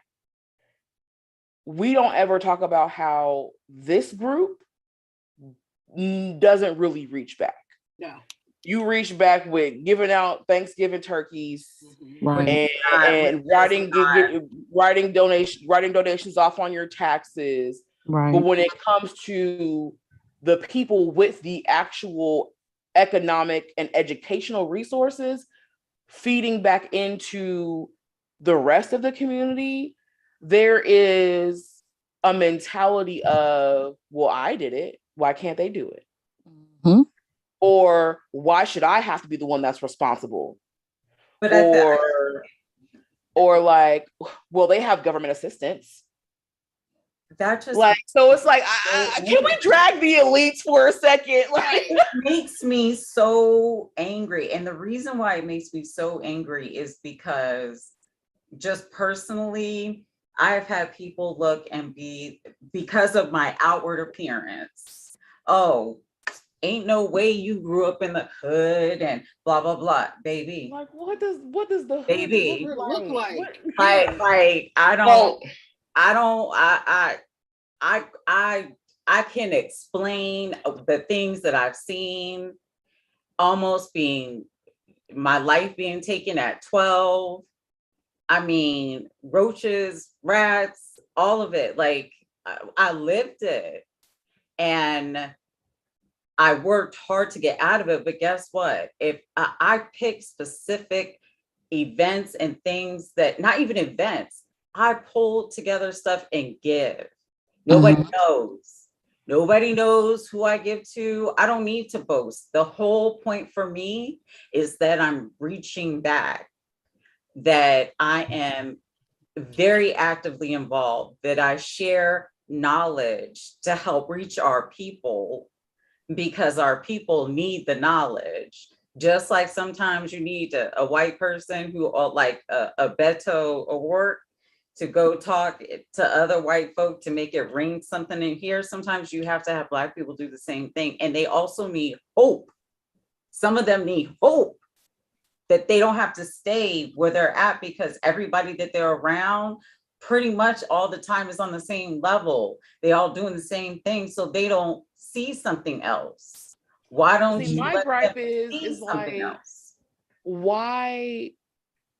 Why is it always upon the people that are receiving the short end of the stick to achieve the longer end of the stick? Right. Like, I don't understand, actually. I really don't understand why any person of color, let alone a Black person, would play this game of capitalism, win at it, and just say, fuck everybody that looks like me. I don't get it. So like, even in the report, when they went to the people that were involved in the NAACP or these programs, it was all people in poverty helping people in poverty. Yeah. Right. Like, how are they supposed to improve their environment when the people that have the resources is like, fuck you? Yeah. What about now? Yes. Oh, we can hear you now. Fantastic. Awesome. Just quickly, I don't mean to interrupt, but I think that's an excellent point that you make. And I would also like to make, to add on to that point, that when you say we, I think we should be very specific about who it is that we're actually speaking about with regard to leaving the community, kind of making it, breaking it, and then leaving it. As far as making it out, breaking it, as far as getting the bag and then leaving it. It tends to be overwhelmingly a male perspective. If there are people that do come back to the community, it's predominantly the women that will come back and kind of share the gifts of learning, education, and prosperity with the rest of the community. And that's just speaking, and I hate to say speaking from my experience, but anecdotally speaking, speaking from my experience, like I live in Atlanta. So essentially when I drive through these communities, I don't know if anyone's familiar with Atlanta, the metropolitan area anyway, and I see the remnants of those who are really trying to plant firm roots, it's predominantly the women, the Black women that are doing this. I will say I see that as well. I will say, even with me, I went to law school to help my community. Yeah. And most of the Black women that I've seen go through law school and are lawyers now, they are heavily involved in community, if not working in that public sector of law. But even with that, the women that choose to do that as a career move, they're not winning at capitalism. No. they're not doing too well. Like, I think a legal aid position as an attorney starting out wouldn't put me too far above $45,000 a year. Absolutely. So it's kind of like, even when we go out to get the education and the resources, we're still working at a disadvantage, because working with our people usually mean we have to also be in that cycle. So it's like, I think I put in the private chat before you got on, like, where are all these athletes? Where are all these Black billionaires actually feeding into the community enough for us to begin to be self-sustaining? Right. Like, Well, they'll write off on their Christmas and their Thanksgiving stuff, but it's like, where's the actual long-term resource giving, program building, something? Building a school is, LeBron James built a really great school that is not cheap. And you got to think about the community, and you're not building these schools within that community. You're choosing not to donate resources to much needed public schools. You can donate directly to public schools. You can donate to them. Yeah, but therein lies the issue as well. Because if you're donating to, and I'm sorry, I didn't mean to interrupt, but there's a lot more barriers we're talking about as far as regulations. Yes, I understand, but you can still go through and still be of service. Like, you can still do certain things to help them. For crying out loud, these kids need paper, pencils, breakfast.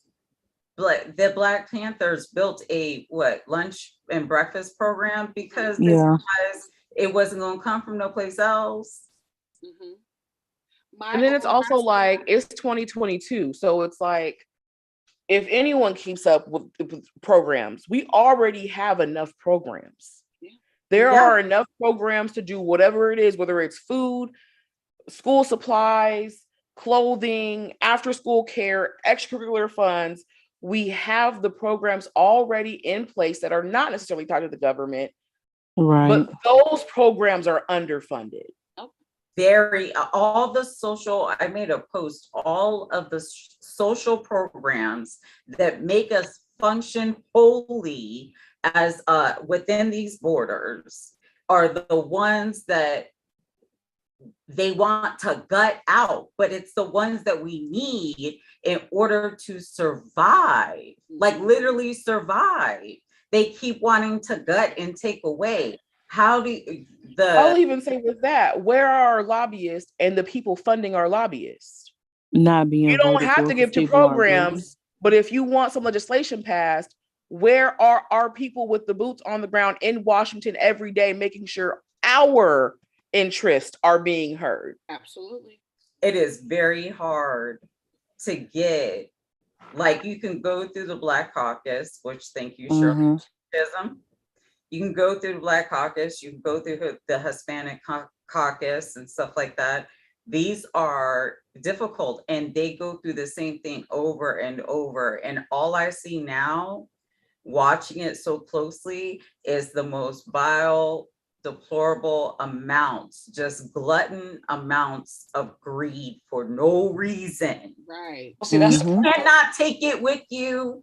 Why are you being this gluttonous?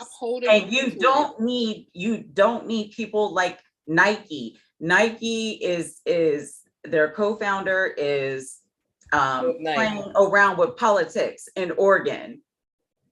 I'm gonna give 3.5 million to this person. I'm gonna turn around and give their opponent $1 million. They're playing politics with stuff. This is buying politicians.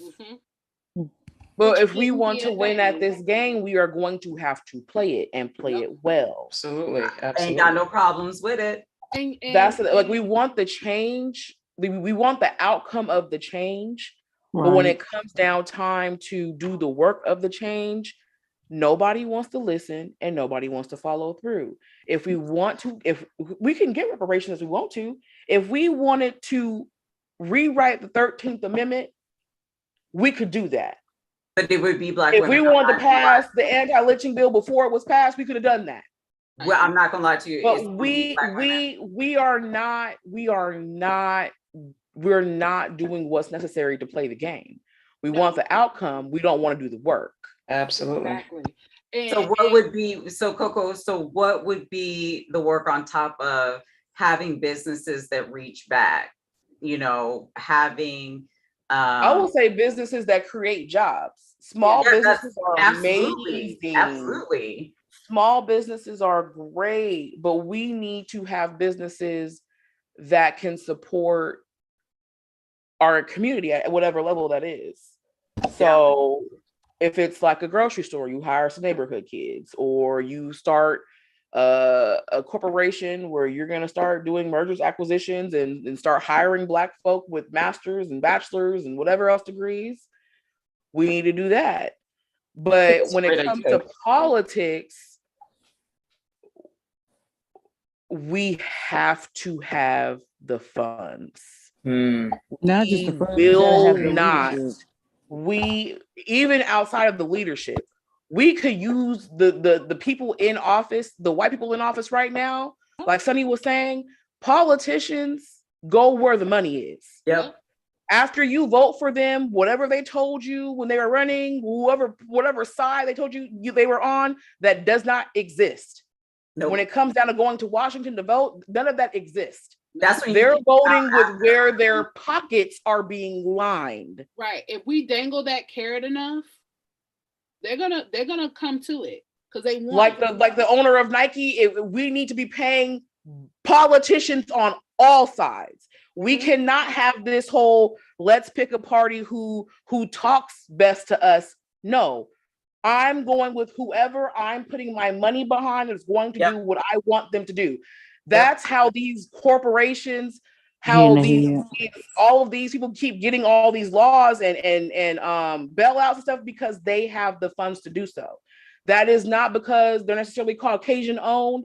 It's because they have the money and the lobbyists to be down there heckling and calling and being on the steps and being annoying and saying, if you doing their backdoor deals, we would love to say that politics are a clean game. No. Politicians vote with who gives them money. Well, and then I feel like they're intentionally divided. Why the hell do we have people in Congress and we can't get them? Like, why are you as GOP members, why are y'all deciding, some of y'all are Black, why are y'all deciding to vote against your own best interest and letting? Because it's money. They don't. But it's the money. Coco just said it. Follow the money. You follow the money, and you get to the root of the problem. Yes, but what I keep telling people keep saying term limits, and what I started telling people was, you can't get to term limits until you convince them that they need term limits. They're the ones deciding about the limits. I know, but hear me out though. Why is the term limit deciding that they didn't hold through with their promises? We're not voting for you again, bye, and voting the next person. And then let me couple that with, let's talk about Atlanta and Warnock and that Herschel Walker, who is that debate the other night. But see, I think that even illustrates the problem. The fact that this could even be as contentious as it is. We see how disastrous the platform is that the Republican Party is bringing forth. We see their candidate, he's a walking clown show. But the fact that it's even as close as it is really highlights the issues at hand. This should be a no contest, frankly. In any sane world and in a sane reality, this wouldn't even be the spectacle that it is. It wouldn't exist. However, going back to Coco's point, if you've got the money, you can literally bring the clown to the party and everyone has to dance to the tune. So the issue that we majorly have as far as the main root of our concerns in this society is back to the money. It's always fundamental having the money speak louder than you ever could, because the money fuels resources. That's how you bring about systemic fundamental change. I also wanted to bring up, just really quickly, I also wanted to bring up Coco. She had mentioned a point about the businesses. You got to create the small businesses, and I agree. I mean, it's a fundamental step in any, and in a community. It's a fundamental step, but I don't think it's enough.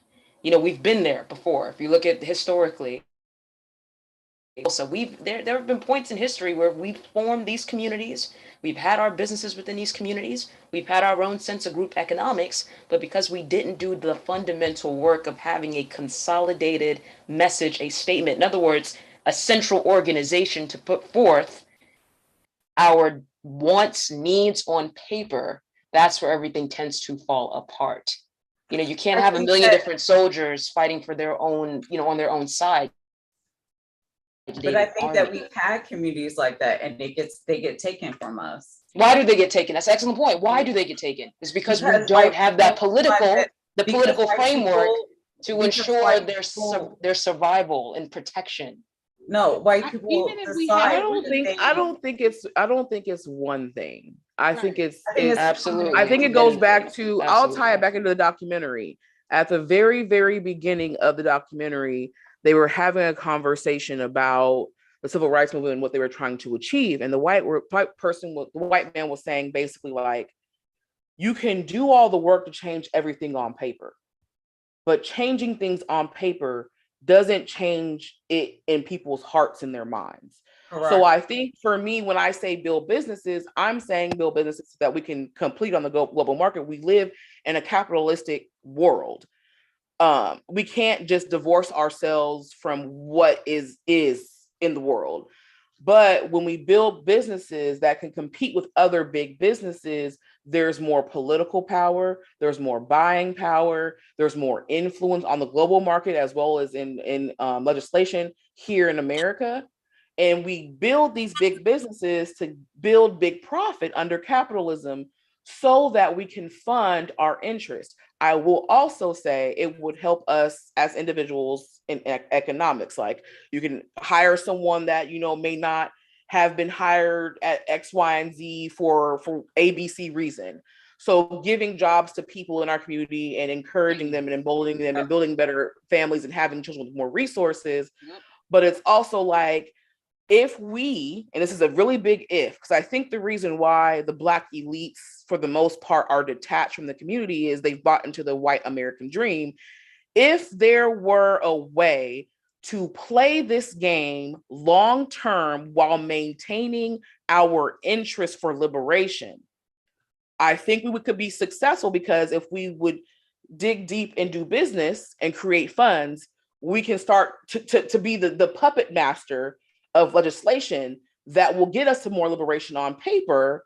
But if we maintain that mentality of community, we're still a unit, because I think capitalism is cannibalistic. You kind of have to not be a human to kind of thrive.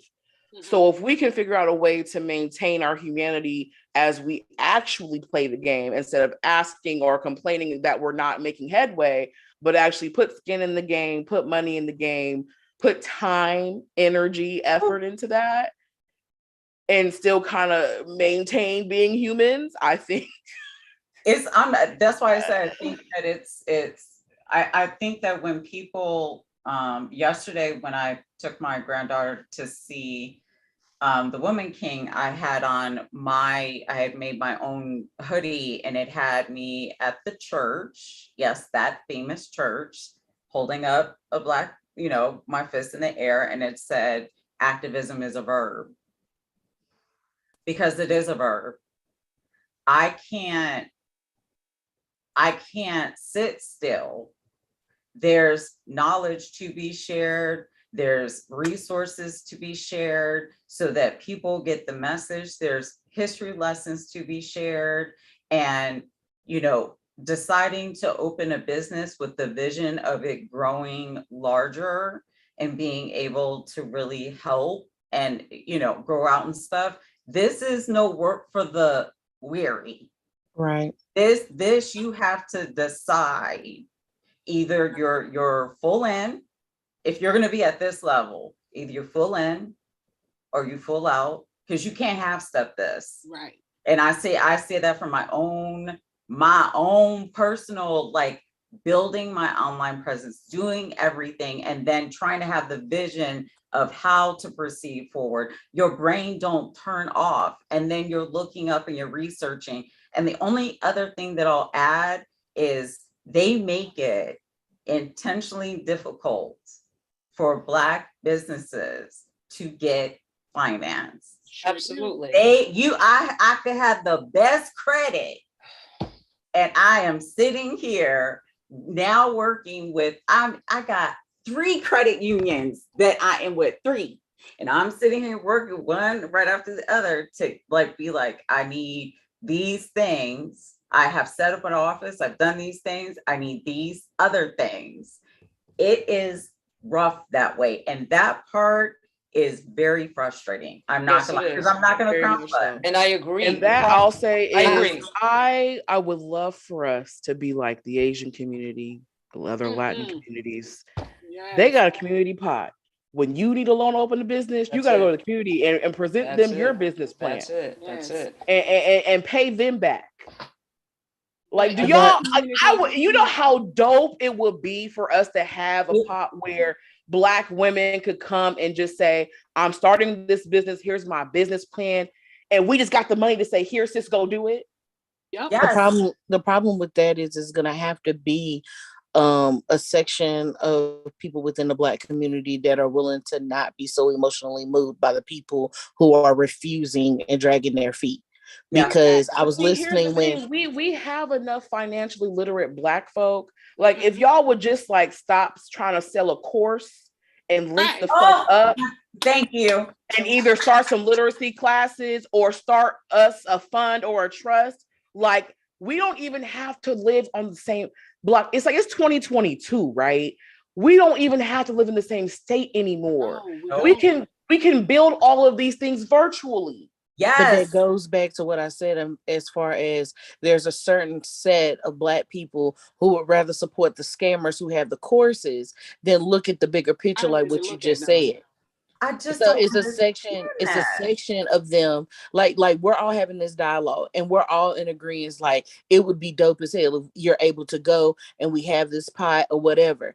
But the other ones, it's gonna have to be left behind without it being any emotional They reaction. get left behind without blinking. Like, Yeah, that's what I'm they saying. get Like, a left- lot of what's happening now is everybody can't be pulled together because everybody got an opinion on a Twitter.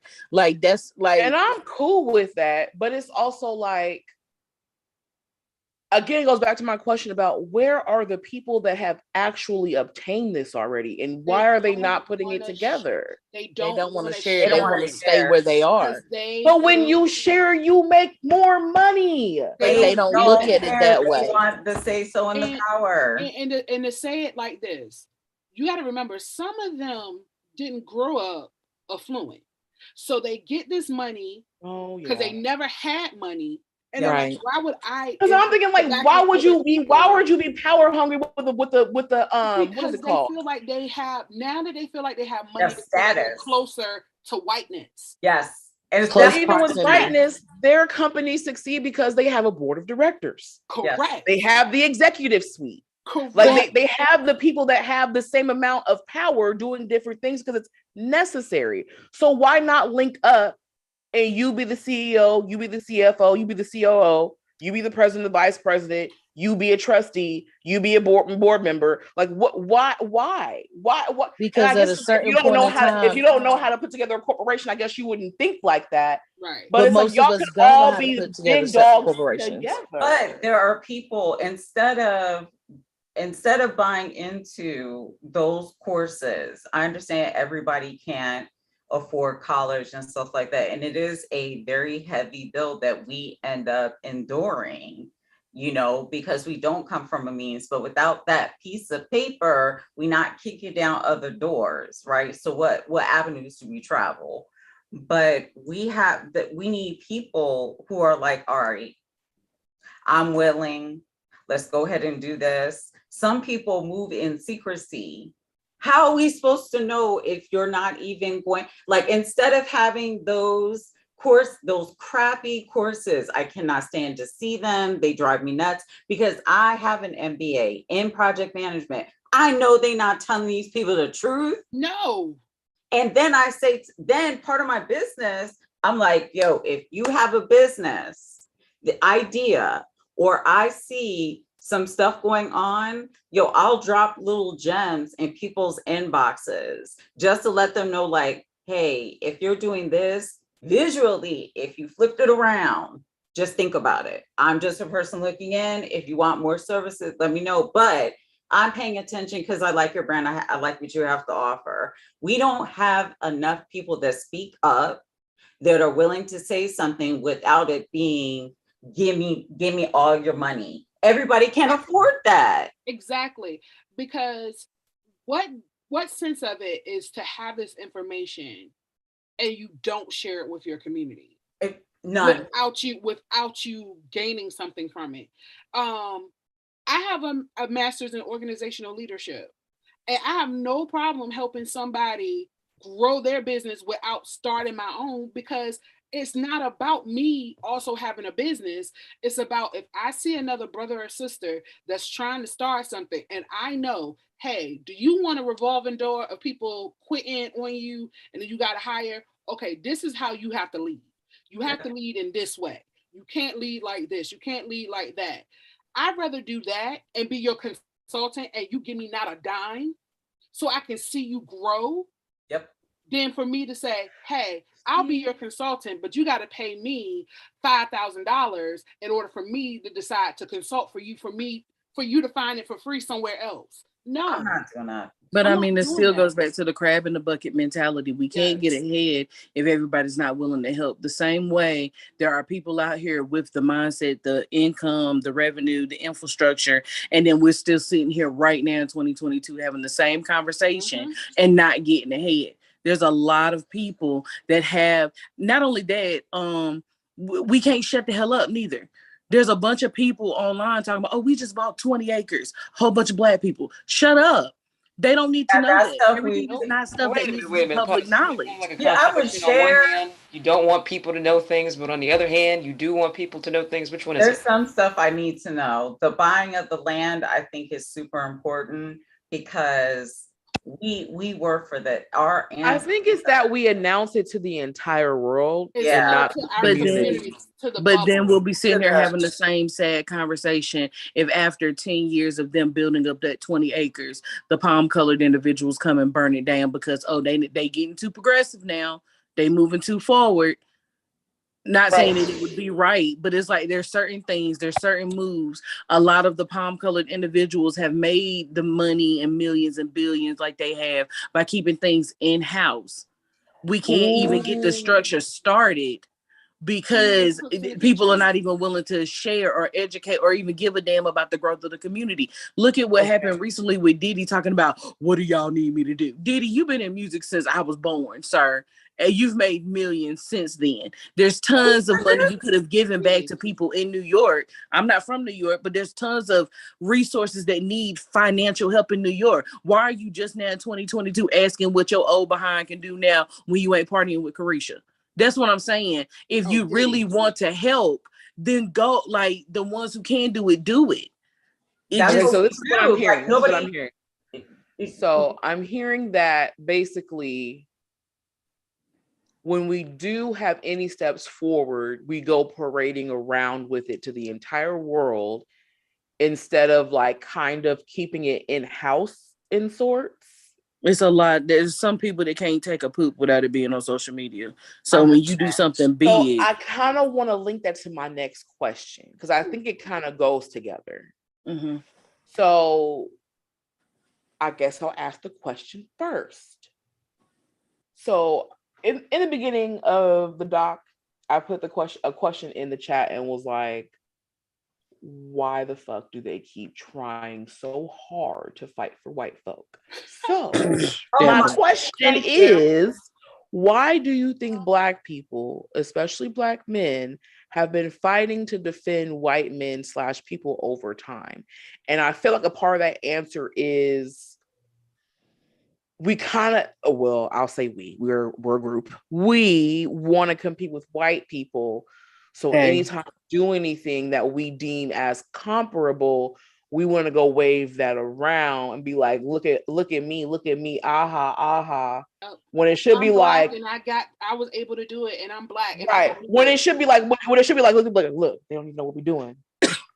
And that's, I mean, they think we're stupid. Look at them. And while we rack up the check marks, rack it up. I would prefer, like, yes, there are certain accomplishments that you want to talk about and stuff like that, but why would you tell these people don't care about us? They don't care about your life. They don't care about your life. They don't care about your existence. If they can use your body, it does not matter to them whatsoever. So why? I'm willing. The knowledge that I share is geared towards my folks. I throw it out there.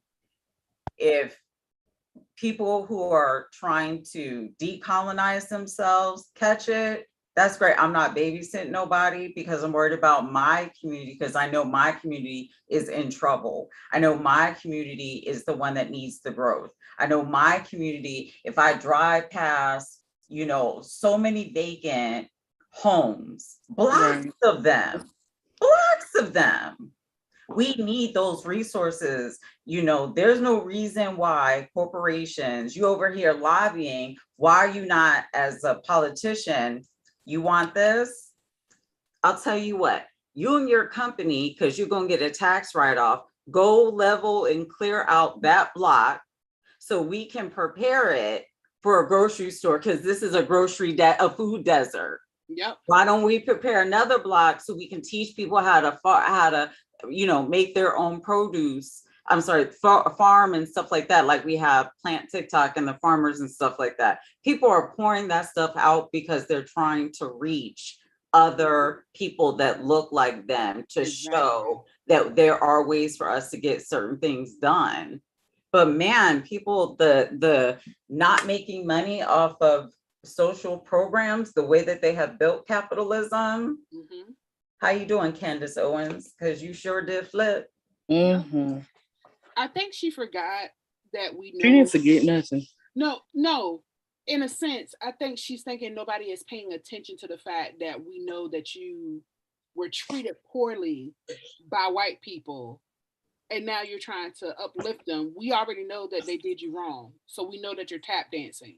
We know that you're doing it for money. You're not doing it because you actually believe in the things that they're saying. She married a white man and got two very light-skinned babies. I want to see what happens when her babies come home.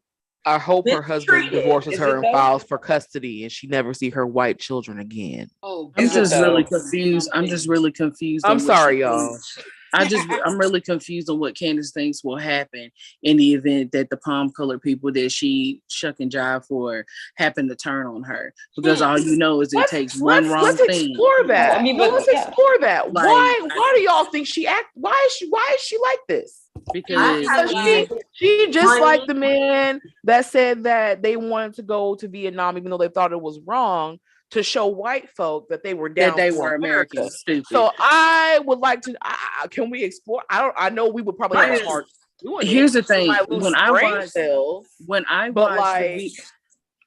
watched the videos, I watched a video of her old classmate airing everything out, and then I watched another man who read her statement when everything happened, as far as like the actual process of her being threatened.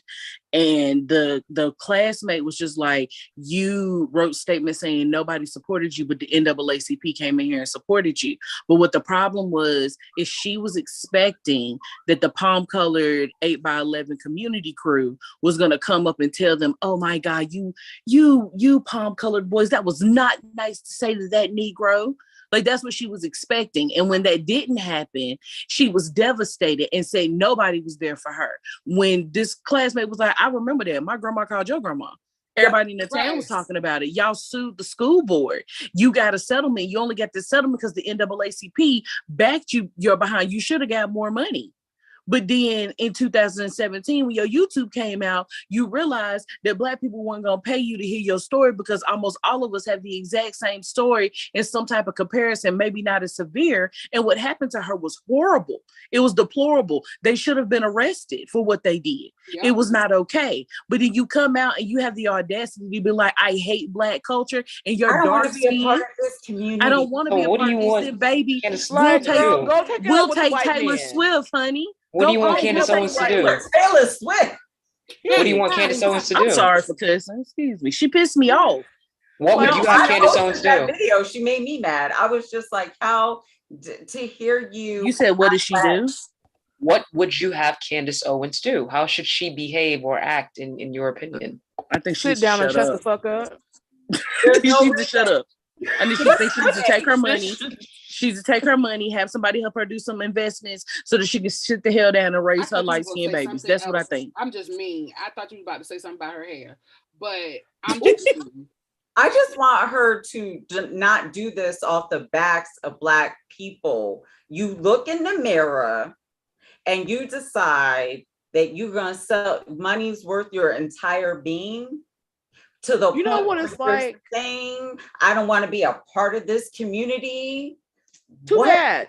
Is she though? I mean, if you think about it, what community do we really have? So to me, it looks like she's just looking out for herself, securing the bag, and maybe her legacy and financial prosperity in the process. I mean, what but would she be here's defending?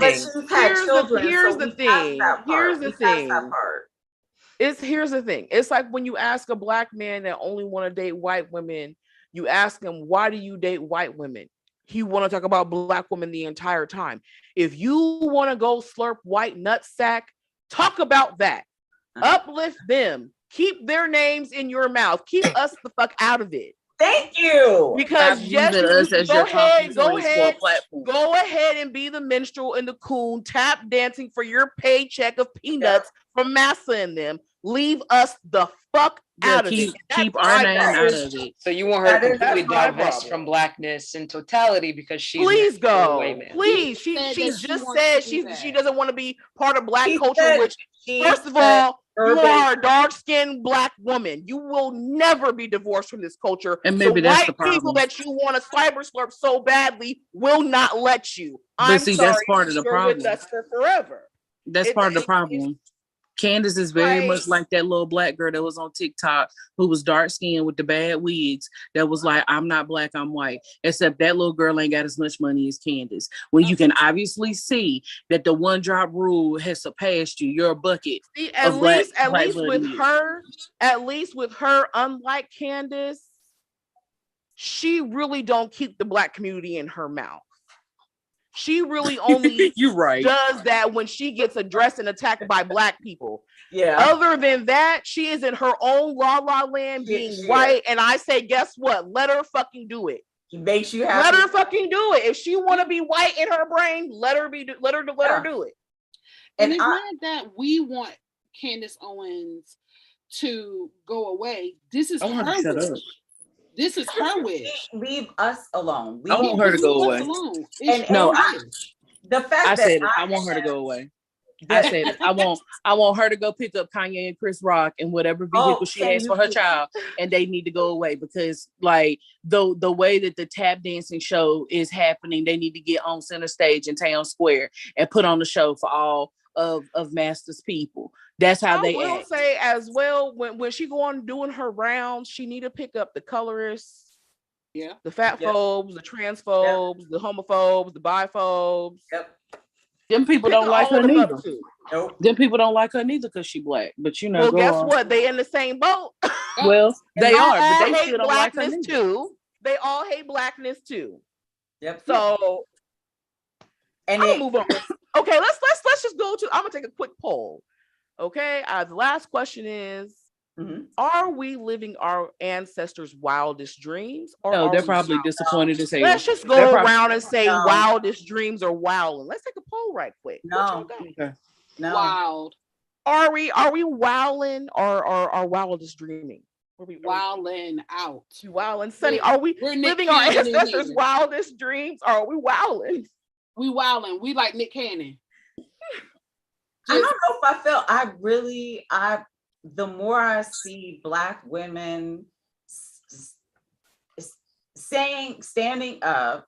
Okay, I can see without no nothing. Just, you know what? Let me help every person walking out. I said what I said. I'm doing what I'm gonna do what I do. I'm gonna make it do what it do, and I'm gonna leave you behind. And you can catch up if you want, but I'm gonna still be over here doing what I do, and that's it. I feel like if we could keep that going, because it's going to be women that pull people out in certain ways. It's going to be women, it's going to be Native women who step forward. Well, they already do in their community. That's how their community is set up for the most part. But if we continue to have Black women that are like, you know what, there's other stuff here, and I'm not going to go back and forth with you. You in the sunken place, I'm leaving you there. We're gonna go over here.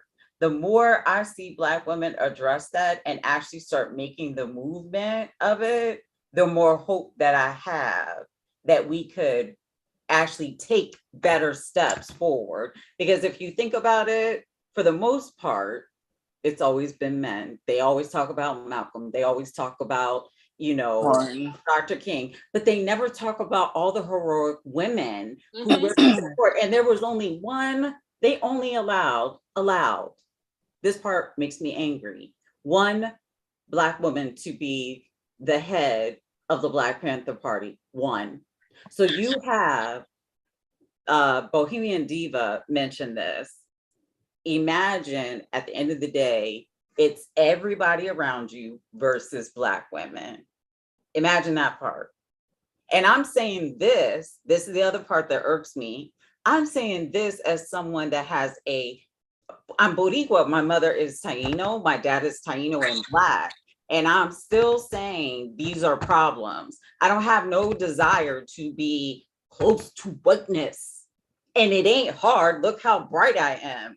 Now I make you uncomfortable because my hair blue and I could care less, trust me. But it's a saddening feeling to watch, but I don't have time to mourn in that way because I know what's going on. I have time to stay super focused on what needs to happen, what needs to be said out loud, and not be afraid to say those things. That's the part that I feel like if we got more of that, talk about stuff that really matter. Because I don't care about how many Nick Cannon out here doing his thing. I don't care. I don't care about the Nicki Minaj attack. I don't care. Jesus. I don't care. Stop it. It's a distraction from the real point. And I troll them on troll them on Twitter and say that. Here's the thing. Like, are you registered to vote since you're saying this? Well, Amanda, are we living like our wildest dream, our ancestors' wildest dreams, or are no? I mean, multiple things could be true at once. Yes, have we reached a level of economic prosperity that our ancestors probably couldn't have dreamed of? And I'm talking about descendants of slaves within the last 100+ years. Abso-freaking-lutely. Are social conditions the best that they could absolutely be? No. So that is it's a nuanced question. I mean, I'm sure that our ancestors would like being able to go and do things without the overt racist discretion that they have experienced no less than 50, 60 years ago. So absolutely, they would probably, wouldn't mind partaking in today's events. So some things aren't as black and white as the question that you're posing. There's multiple levels to it. But that's why we're having the discussion, so we could talk about the multiple levels to it. There are multiple levels. I 100% agree, right? And that needs to be discussed. And I feel like if we don't start diving deeper and we stay surface level, we have a problem. Yeah, but the particular question was, are we living our ancestors' wildest dreams? And to that, I'm saying there's multiple levels in some degrees. Economically, yes. Socially, no. So many things are true in this particular situation. If we were all economically situated in the way in which I think you're framing it, then we wouldn't have so many problems with building our inner cities to where we can have those social programs and not have to rely on government assistance to make that happen. We could just do it within our community. I think that's why she's framing it in that way, because yes, some of us do have money that their ancestors would have never had in a million years or thought about having. Well, I'll interject. I forgot. I meant this question in the framework of the documentary we just watched. And what So you're talking about politically then? Necessarily. Well, they weren't just talking So about in the documentary, there were many different people that they spoke to, and each of those people had their own list of what they thought Black Power was and where we were going as a community. So based on whoever you resonated with or not, based on what we saw in the documentary and relating it to 2022, are we living in what they projected for us, or are we off the mark? No, completely off the mark. No, completely off the mark. It's the same progress. talking point.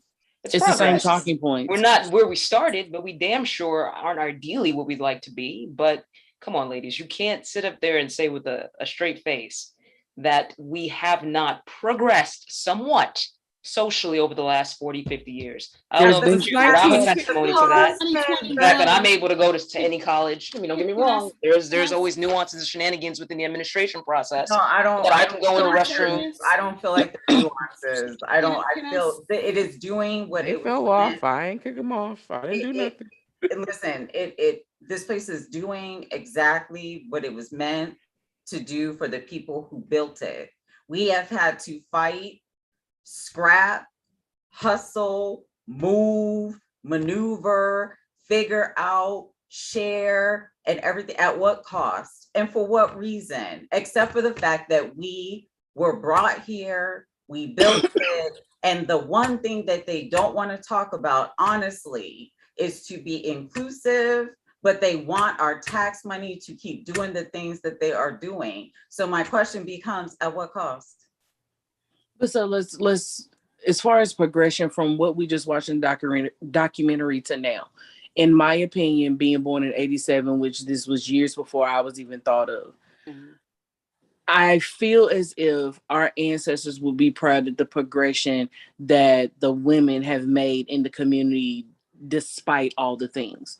I feel like at a certain point in time, it has to be addressed that the adaptation that Black women have had to do specifically within our community is something that our ancestors will be proud of. Now, we can't do it all by ourselves, but we're starting to try to figure out how to do it by ourselves, because we see that quite a few, because I'm not going to say all, people get touchy about that word, quite a few people are still dragging their feet. And at a certain point in time within our own community, we're going to have to do like Harriet Tubman. If you don't want to come along, you're going to get left behind. And then once you complain over there while we're over here flourishing and doing whatever we need to do. Yeah. Now, one thing I do want to say is the reason why I feel like it's not where it needs to be is because why just recently we had an anti-lynching law passed? That took forever to pass. It took forever. So but it passed though. I can't look at it but that's not the point. At what cost? Because they're still lynching people. They're still lynching people. Just not with ropes. Exactly. So that's what I mean. So like, even looking at that point, I feel like we're still, they said in the doc, we got to watch out because, police are killing us and we don't need to be violent because of blah, blah, blah, blah, blah. And then we see police still killing us at an alarming rate in 2022. Unarmed, is shot in the back, running away from them, literally running away from them. So they said be peaceful. They said be peaceful in the dock. Be peaceful, just protest, be peaceful. Okay, BLM, peaceful for the most part, because there are some that had some issues. Yes. But for the most part, they have been peaceful, but yet they're getting tear gassed and they're getting, putting on restrictions where they got to go in the house at a certain time or they're going to jail.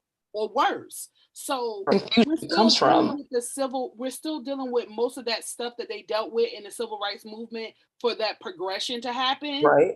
So it doesn't seem like we went very far. Yes, we're able to go to schools and we're able to learn more so we can kind of advance our own small little family. Right. But we're talking about overall, the whole community as a whole. I don't feel like we've all progressed. I'll also add in for a little bit of nuance. I don't want us to confuse technological and societal advancement with progression within our community. Right. Because what we're essentially saying is back then they had their own set of circumstances, but when you mirror it to today, it's the same thing, but it may appear different. Correct. They may not be running around sticking German shepherds and water hoses on us, but the police put on their riot gear as a precaution or a precursor to what's about to happen. Exactly. So it's like it may not look like it did then, but it's very much so the same.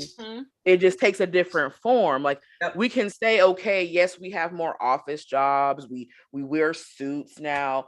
That's all technological and sociological advancements. Everybody does that now. Right.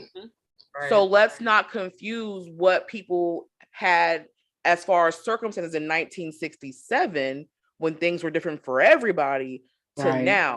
Just because we have iPhones, just because we have virtual banking and credit cards and bank accounts in our name.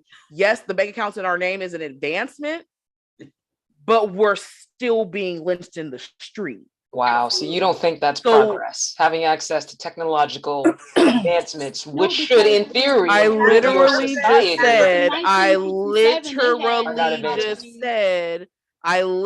just said everybody has access to that now. Yeah, it's not just a Black person thing. No. So while yes, as a human being, it is a privilege to be in America and have access to these things. Yes.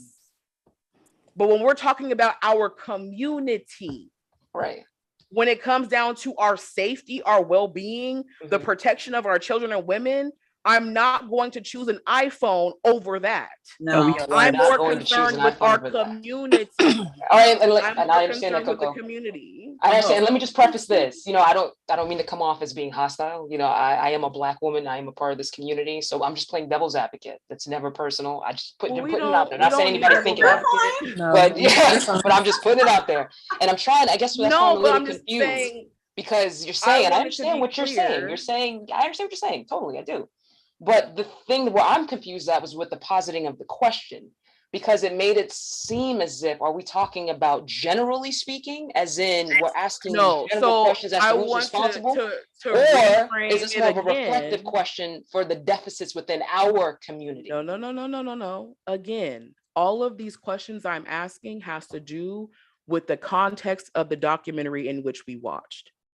In the context. Every single question that I'm positing has to do with the documentary. So, I mean, it was 67. So, I mean, I had people that were ancestors of mine that were living in that time. Yeah. So, based on the sentiment of the people that we watched in the documentary, right? When they said, when they were asked the question, what is Black power? Where is the Black community going? They gave specific answers. So, based off what they've said, or if you want to put it out this way, based on what they said, and for your own personal line, from 1967 only, not before then, 1967 to 2022.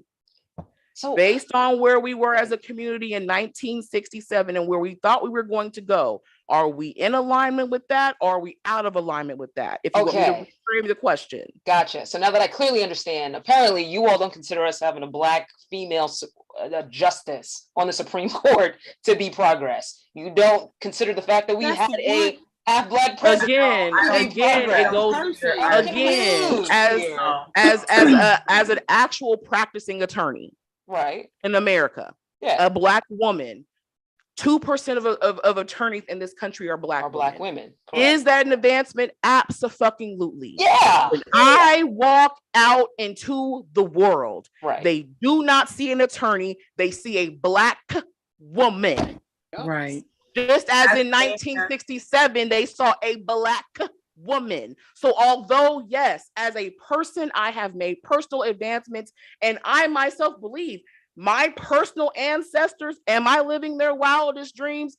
Absolutely. And it actually goes beyond my education and career. Right. I have been to therapy and healed. Yes. I am living my truth as a pansexual queer black woman, married to a black woman. I'm living their wildest dreams, but I cannot imprint my personal life onto every single black person in this country. I have to be objective. Mm-hmm. And maybe because I'm an attorney, I can be objective, but I have to be objective.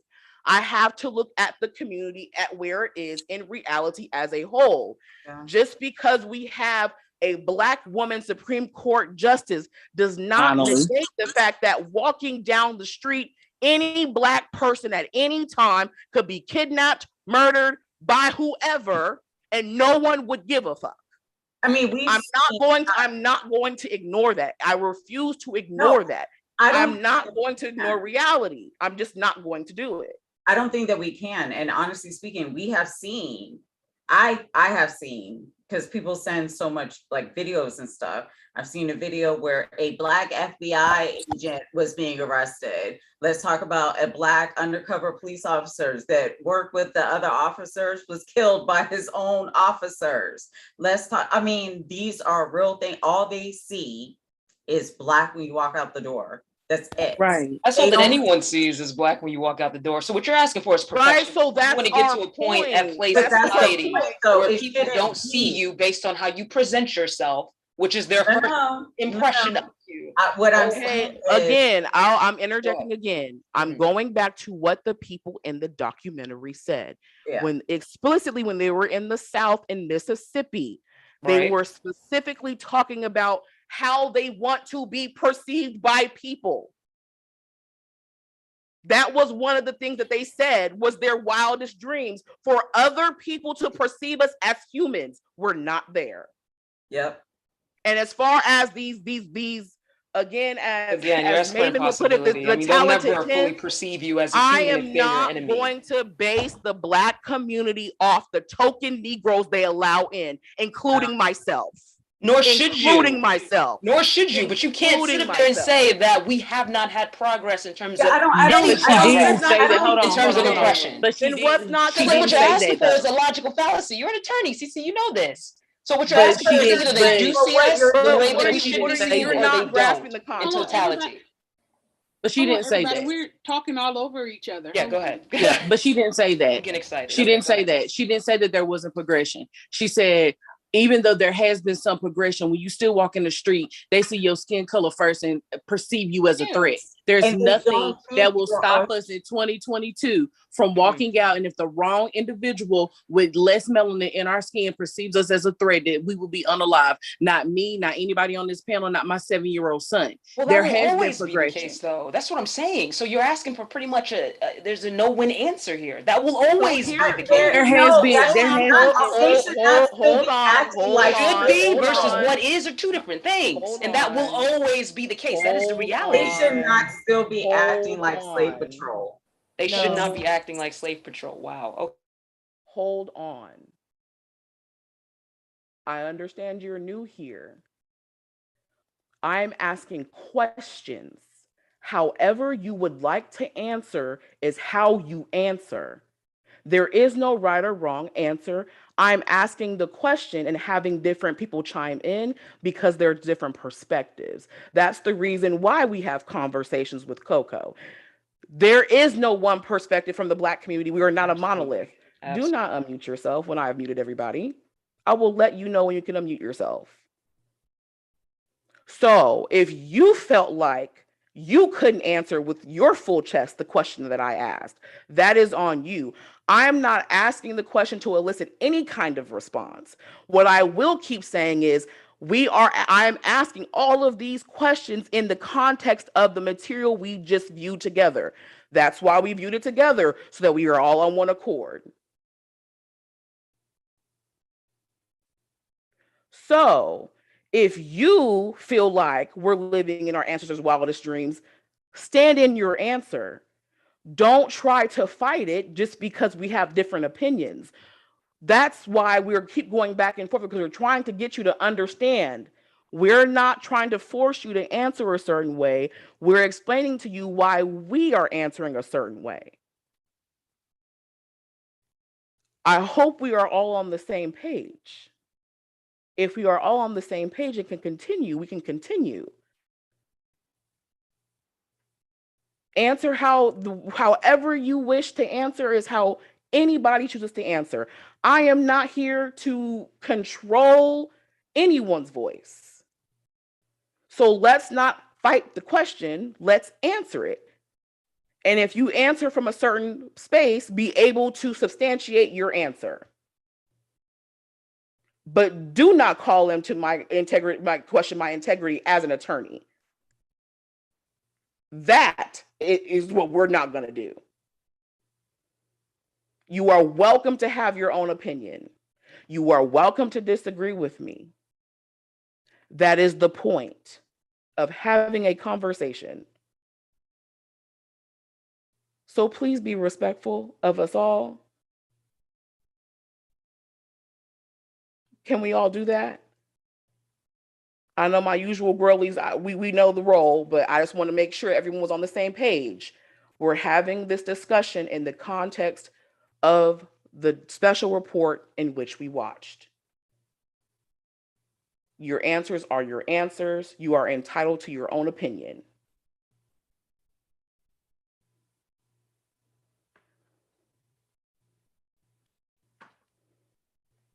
Would anyone else like to go? Yes, Ari, please. I think what we need to realize is this is sometimes when we have these conversations, they are going to be very heated and they are going to have different views because we do not all come from the same walk of life. However, what we don't need is I'm going to say it, I don't care. What we don't need is white people seeing us being combative towards each other, because then they won again. That's how they're able to get us, because we all get emotional, which we are allowed to, but we don't want to hear where the other person is coming from. And I get that you may feel that, we have progressed, and that's fine. But like Coco said, like, we have the right to say, I don't see it that way. And then say why we don't see it that way. And just be understandable to the fact that I live in Virginia, and we got a governor that's traveling around with Trump and not helping Virginians. You in Virginia too? Yeah, he said it's at $250 and was like, here, take this. Ain't nothing gonna change, but take this. And oh yeah, we need to worry about CRT, and email me if you hear anything about CRT. But he's not worrying about the community as a whole. So I see us going back. I see Virginia going backwards. Right. When we had a governor that was progressive and was going forward, even though he had some issues. I ain't gonna leave that out. But he was trying to progress us in a way that as soon as the pandemic hit, he was like, oh no, I'm a doctor. No, not on my watch. Shut it down. And Trump was mad at our governor for shutting down. So it's like, that's why I can say with my chest, I don't feel that it's any progression, because I bet if they were asked the same, if we had this panel in 1967 where they had new technologies too, before, of course, after Jim Crow, they might say, oh no, we progressed because we don't have to go out into the fields like we used to. There's so many machines that we can use. Yeah, but did it really change? Or did your life, one part of your life got easier, but it's still another part of your life that's still going the same way as if you were a part of Jim Crow? And that's what I look at it. Like, we're not, we still have a long way to go. And it's sad because it's 2022, but we still have a long way to go. And if we work together and listen to all points of views, and what doesn't work, and what does stick, sticks, then we can get somewhere. But I just don't feel that we've moved the needle far enough for us to be like, we're good. We did it. We did it. And I'm done. I'm sorry.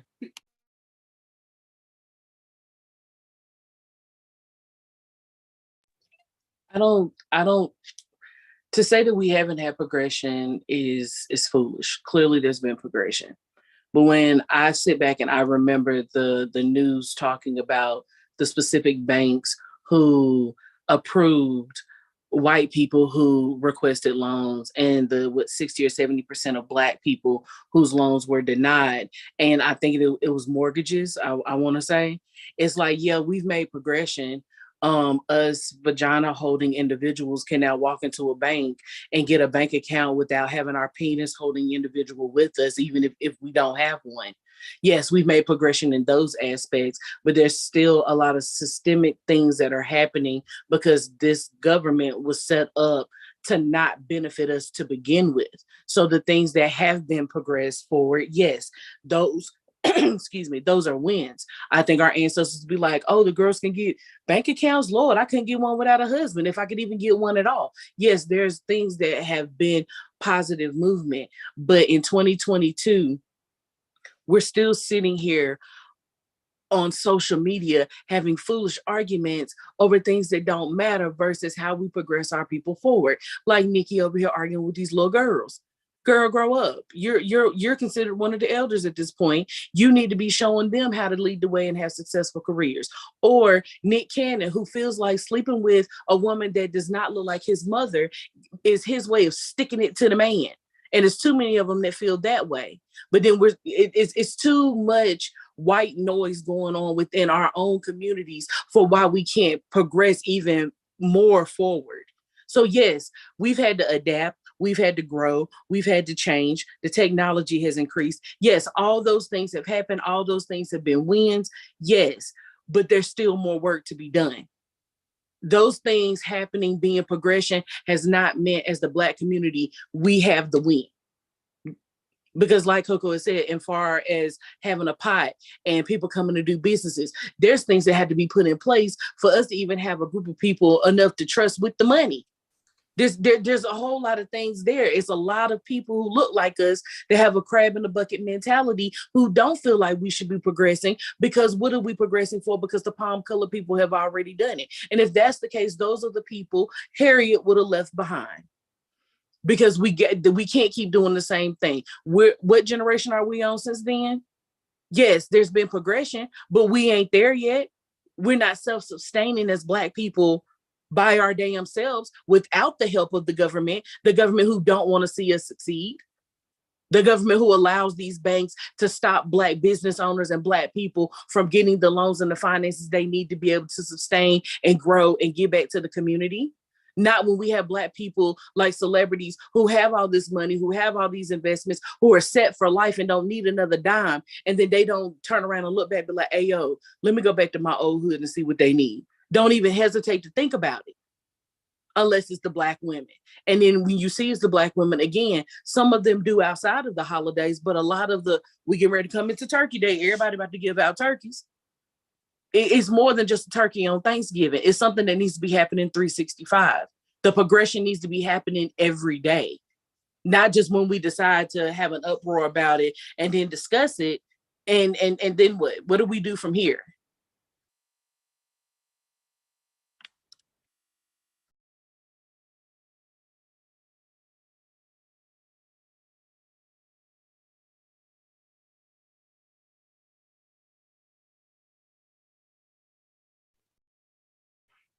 Did you want to say something, Sunny? Or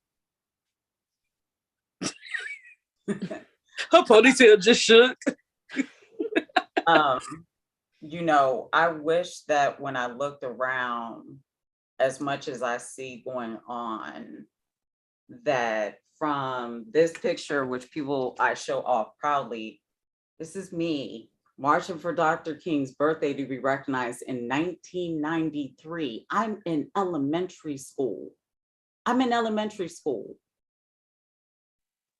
When I know they were the last state to even recognize this man as for a federal holiday. We fight for every tiny centimeter, millimeter of movement. We fight for it. Tooth, nail, whatever it takes, we fight for it. My platform specifically, I'm like, I have to get this information out. People don't understand how government works. I worked in government. I'm about to give y'all everything I could give. I'm about to find everything I could find, and I'm gonna keep pouring it out. And I open a business, and I even take pro bono because everybody don't have it, but people need the help and the knowledge that I have. We have to find ways, but we're not there. If we were there, if we were progressive enough, right? If they would stop throwing barriers at us, give us the loans because we qualify, because we have the income, because we can do it. If they would stop doing those things, a lot of this stuff would cease. But it's not going to cease because we have PWCs, especially right now, they are beyond insecure, and we have lunatics running around right now that now we have to try to get out to vote.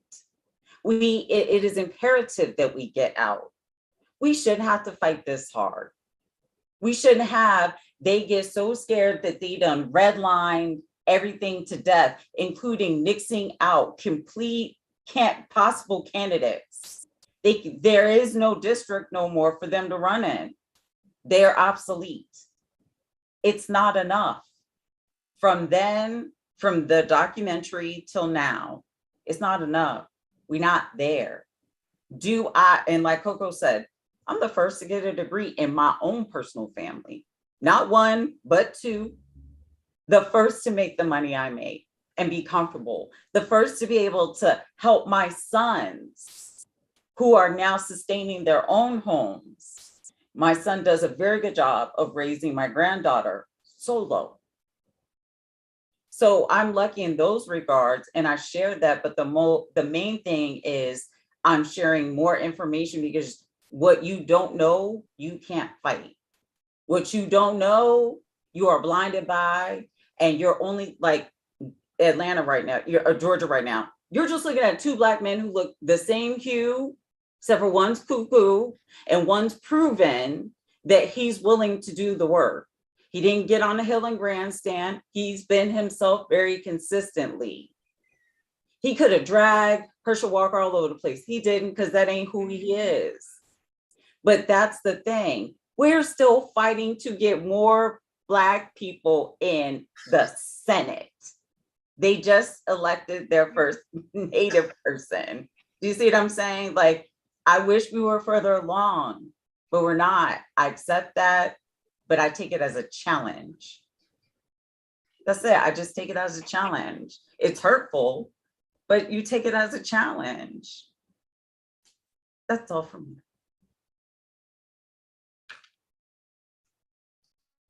So Huckleberry, you had a question?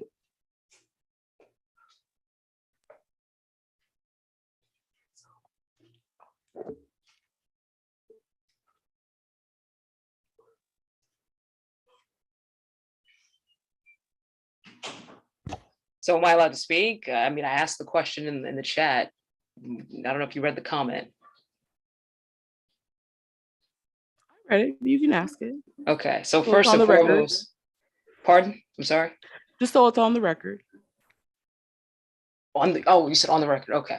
So first and foremost, just kind of to take a step back, Coco, this is your platform. And I'm trying to show you the respect as a host. So that's not my intent to come off as offensive, or if you think that that was strewn about in that way. I apologize for that interpretation.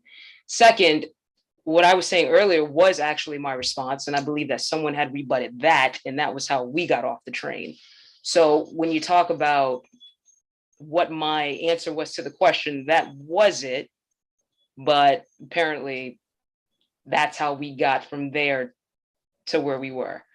And So third, I'll interject. I'm sorry. I understood what your answer was. I was responding to the fact that when we got off on the tangent, you were making comments basically about a bigger contextual conversation than we were having, but also calling the question why I was asking the question.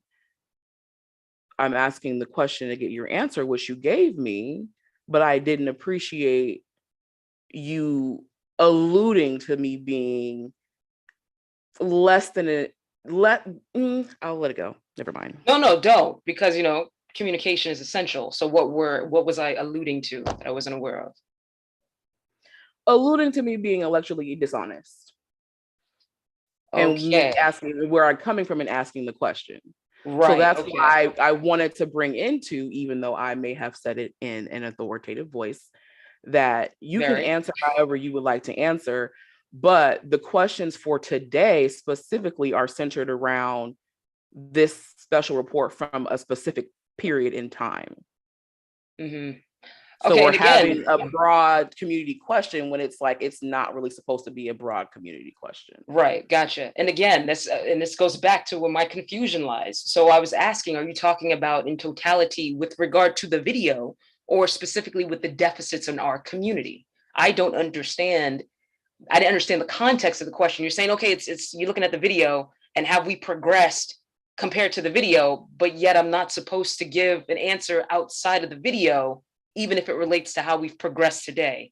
Then that's why I said, because you were bringing in slavery and things happening before 1967. So I wanted to keep the conversation in its proper context. Correct. And so I had to reiterate that several times. And so at about the third time, when we're off on a tangent that had nothing to do with the documentary and relating what the documentary said to current themes, I think that's the part that is being misunderstood. Right. Yes, we're having a conversation about 2022, but in the context of what was brought up in the documentary. Correct. However, you also mentioned our ancestors, and are they living their wildest dreams? So is that not what do you consider ancestors? I'm confused. Your grandparents, great grandparents, our great grandparents, my grandparents, great grandparents, and great great grandparents were alive in 1967. Good. So then we're on the same page. So then when I said 50 right, so your ancestors in the year slavery. Right. So your ancestors in the year 1967. That's what I'm saying. I didn't think I had to one, give you context about it being about 1967 and this documentary and ancestors. Your ancestors are your ancestors. I don't know why that's confusing, that I wouldn't be discussing your ancestors from slavery. So why did you bring up slavery? That's where I'm confused. I said 50 to 60 years. You brought up slavery. No, I did not. I said 50 to 60 years. Okay, well, I know a lot of us were speaking, but I said 50 to 60 years. Okay, continue with what you were saying. So I'm just trying to address the elephant in the room here. And I thought it's like, I feel like you're trying to detract from the conversation by taking us down this semantic conversation when I've said over and over again the context in which we're having this conversation. Everybody except for you understands what we're speaking about. So if you want to be progressive, go ahead. You can contribute to the conversation, but we're no longer going to derail the conversation over semantics. Everybody else understood okay, well, goodbye. I'm not doing this. Doing what? I said you're understood. Oh, okay, bye. You know what? You ladies have a good night. Yo, who you yelling at though? No, I'm sorry. Issue that I'm having. I'm not doing this. We're not playing dumb over here. We're not. I don't have time to play dumb. She knows exactly what she said. She knew what she said. She said slavery. I heard her.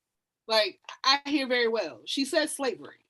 She brought up technology. She brought up the fact that we have banks. She brought up all of that stuff. And she said, then yes, we have progressed. So, I mean, that's not what you were talking about. So I don't understand how. I don't understand when I say progress since this documentary. I don't understand how much more clear I could be. some people like to stir the pot. And there was no reason to stir anything, though. That's the thing. And then you already know when. I'm just really confused on who the hell She Raised No Voice said. I'm sorry. Right. So I apologize to the panel because that was, no, thank you. You don't have to agree, but we're not going to be disrespectful and we're not going to keep talking about the same thing. It was very clear that we were not talking about On the Plantation. We were talking about 1967, which would have been my mother, her siblings, my grandparents. Right. My sister was born in 66. So like, what are we doing here? That's why I made the comment about the banks. Yes, we all got bank accounts, but there was just recently within the last year, a report done stating that white people got more stuff approved than black people. And they were trying to sue the banks and figure out why, because we are black. Like this is not happening in the housing market. It's happening, like we're watching it still happen, even with laws in place. You have the Fair Housing Act in place, and even with that, and they still do these things. Or our interest rate is sky high for no reason, except for that's what they feel like doing. Yeah. And they expect that we'll sit back and take it.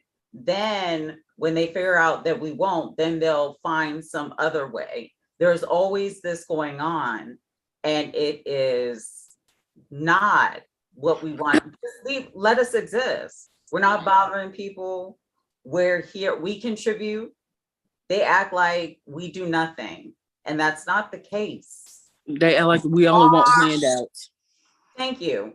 And the majority of the people that are on assistance are white people. Because most of us are in jail. Exactly. With no charges. They're just holding us without bail. Yeah.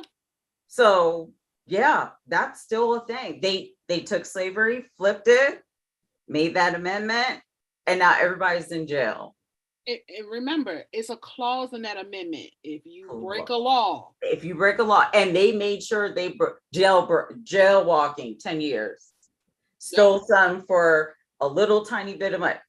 These many 40 years. I mean, it's not making sense, except for the fact that they want to continue to try to find ways to exterminate us out. They cannot figure out how we continue to thrive. Right. That's what I think it's Black people. I think it's Black women that's going to push it. I do. We still have a long ways to go. Right. We still have a long ways to go. I think that the conversations where what we're having now, and like I've expressed before to the panel, there's a lot of things that I don't know. There's a lot of things I haven't realized. So even watching that documentary and watching Dr. King speak, I don't think outside of the I Have a Dream speech, I have heard anything that he has said outside of what's been crammed down your throat as a kid. So to even hear him speak then, it's like, I wonder what his mindset was fully back then, but he realized he's in front of this white man and he has to hold a certain type of demeanor in order to be seen as a cooperated Negro. Like, you understand what I'm saying? Like, they didn't like him neither. And so it's just like, you had to take it to consideration. Like Coco said, times back then were very different. But even though times now are different, are some of the same talking points still the same? Like, as far as the progression for the Black community in its entirety. And there's still a lot of things that they touched on here that we're still dealing with now. Even, I think both of you ladies was on the panel a few weeks ago when Reverend Jesse Jackson and them was on that panel. Yep. And we were like, wait a minute, like, what is going, like, we all were sitting here trying to figure it out together, because it's like, is this real? Okay, it is real. We did see that. Okay, let's accept that. Okay, so how do we use that context that they talked about on that panel and equate it over to today? That's what these conversations are about, to be able to look at something that specifically dealt with our community. I don't even know how, I can't do math good, but back in 1967, years ago. Long ago. Long time ago. Long time ago, because, they calling us the 1900s. Oh no. These Gen Alphas. You were born in the 1900s. I was born in 1987. You disrespectful little brat. So yes, it's just we need to have these conversations, but it can't be combative. It can't. No. Because we're not gonna. They're gonna laugh at us and be like, "Ha, look at these." And that But was it also can't be sugar coated BS you're shoving down throats. It can't be. We have to be realistic of where we're at and what's going on around us. The trying to be palatable for people don't work. It never has worked. It has never worked. We watch it. Heck, look at, I'm an example. Here you go. And guess what? I'm not trying to be that though. I'm my own self. This is the way I came out of my mama. I look like both my parents. That's it. That's about it. Because still, when I walk out the door, guess what? I'm Black with blue hair. Yep. It doesn't matter. But we have to have we have to be real with ourselves that we're not there. We're not, the grabs are rough to grab. They, the ones, I believe what Harriet Tubman said, you want to do that? I'm going over here because I know my people need me and I know what needs to be done and I'm gonna keep doing what I do. That's it. There is no, we just can't lie to ourselves about what we're seeing, even within our own community. It is very hurtful and very disappointing to watch so many Black men be so disrespectful to Black women, period. Doesn't matter what Black woman it is, because when you open your mouth to be that disrespectful, you don't even care about yourself or your family at that juncture. We're still seeing those things. It's worse. They want to fit in so badly, and we're saying we don't need to fit in, but can y'all just leave us alone? Can we get the stuff that we need fixed? But that's why the conversation with Candace, when Coco was like, well, let's just talk about it. The issue that triggered me the most when her classmate did the TikTok that the girl didn't think was gonna go viral.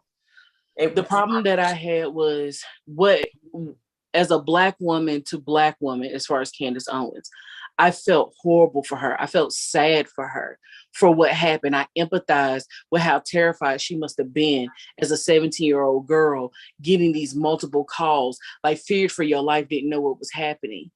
And a lot of her statements, she was upset because those same white people didn't support her being racially attacked by their white children. It doesn't make sense.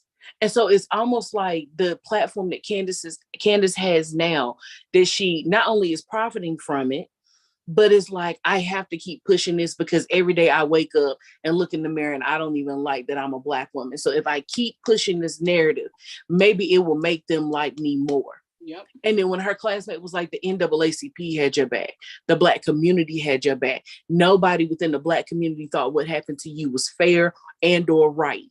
And the NAACP helped you get your settlement. But when you realized you could not make money off of your story because everybody else who looks like you has either a very similar story or has had to deal with this particular community of people in the same manner, you flipped the switch. That's the reason why I say she can go get Kanye and Chris Rock and they can go tap dance somewhere else. We'll take Taylor Swift and Bieber and we'll go on about our business. Because it's just too much. Just take Dolly Parton and maybe Celine Dion. Well, I want Reba. I want Reba. I like Reba. Can we take Reba too? I'll take Reba. Yeah, Dolly and Reba. Yeah, Dolly find herself in a little bit of trouble this week. Hopefully, who did? Those that Dolly did at a show. Oh Lord, what'd she do? So apparently, all of the what do they call it? My brain just went blank.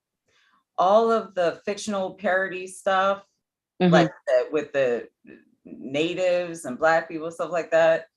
Yeah, she's gonna need to clean up her show hopefully she heard everybody because they made their voices heard. Look, Dolly, clean it up, all right? Clean Yeah, it the fuck and up. normally We'll trade you. We'll trade you in a hot second. We'll do it. We will do it.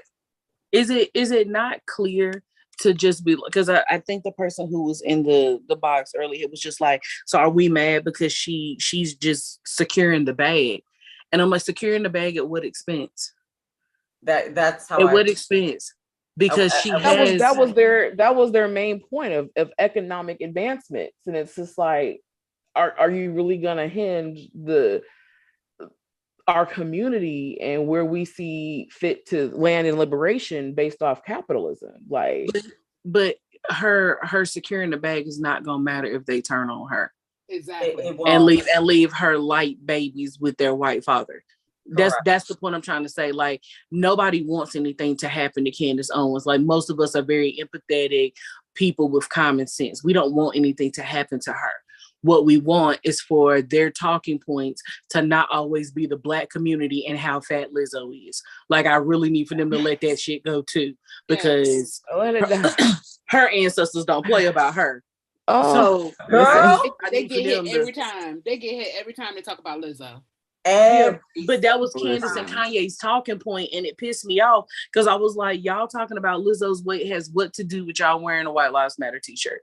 Lizzo had nothing to do with any of that. And the other part is, and I saw a guy TikToker I followed made the video, and I can't remember his name right now, but he was just like, but your wife, you're fine with your wife augmenting her body to have curves like a Black woman and tanning her body and everything else so she will look more curvy like a Black woman. And to me, I'm asked that you're saying all these things about Lizzo and stuff like that. First of all, you don't have to say a word about Lizzo except for she's a very talented woman that is out here doing her to the fullest, to the loudest, and with the most respect. The most respect. She's doing her. You don't have to be involved in any of that stuff. The double talk, the deceitfulness, the cool hand that they try to pull and stuff like that. Yo, I see you, and no. I see you, and the answer is no. I say no. I feel like it's deflection. Yeah, completely. Have you ever noticed that when they can't get on talking point, they bring up Lizzo's weight? Yeah.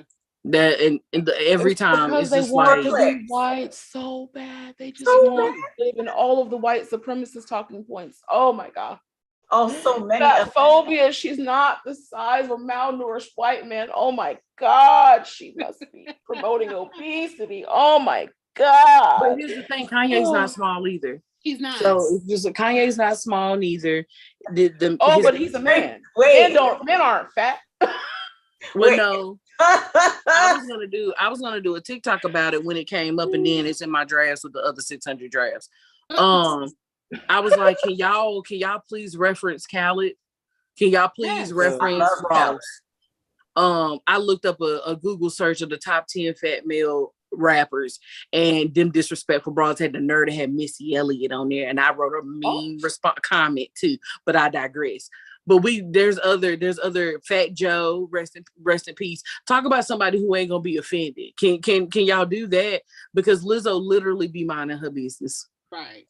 The obesity rate. Why are you so pressed about the obesity rate? But then when your ex-sister-in-law is feeding her children organic this and non-GMO that, y'all did nothing but talk about Courtney.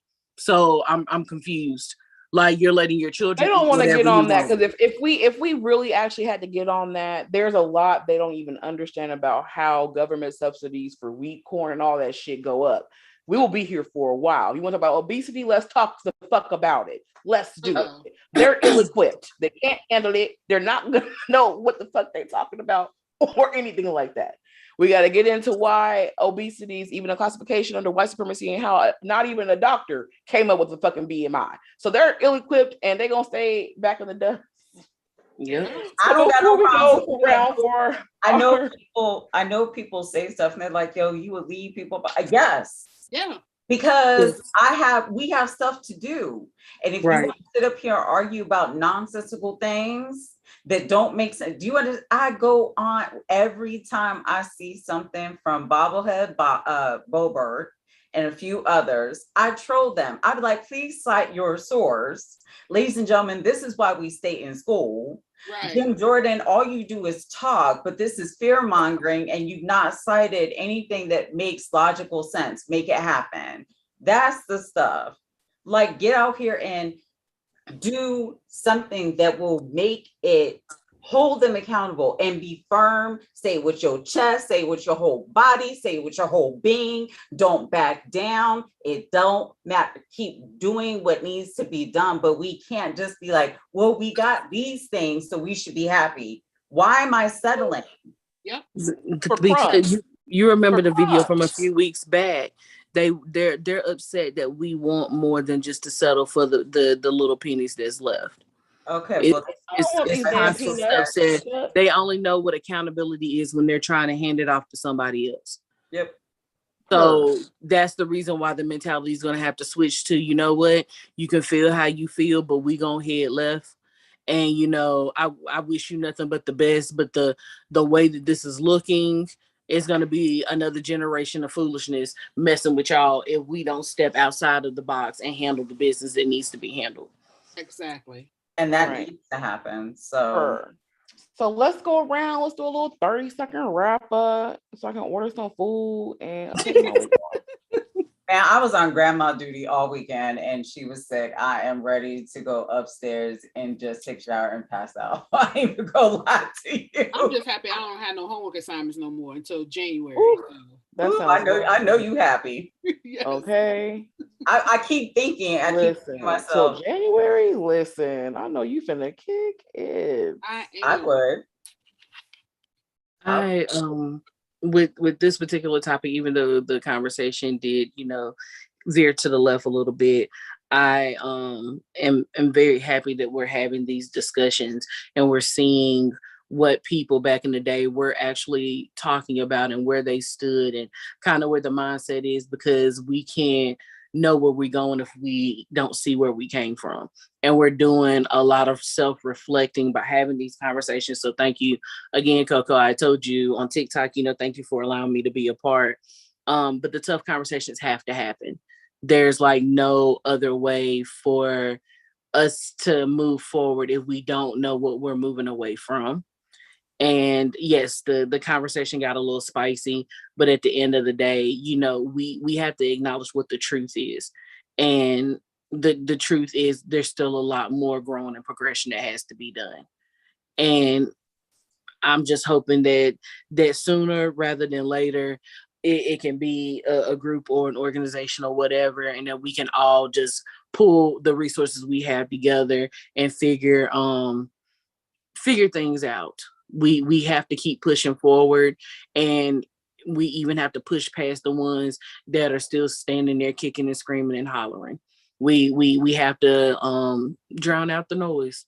Yeah. And move on to what the sole purpose is, because if not, it's going to be another generation of women who look like us that are still going to be trying to figure out what the hell we didn't do.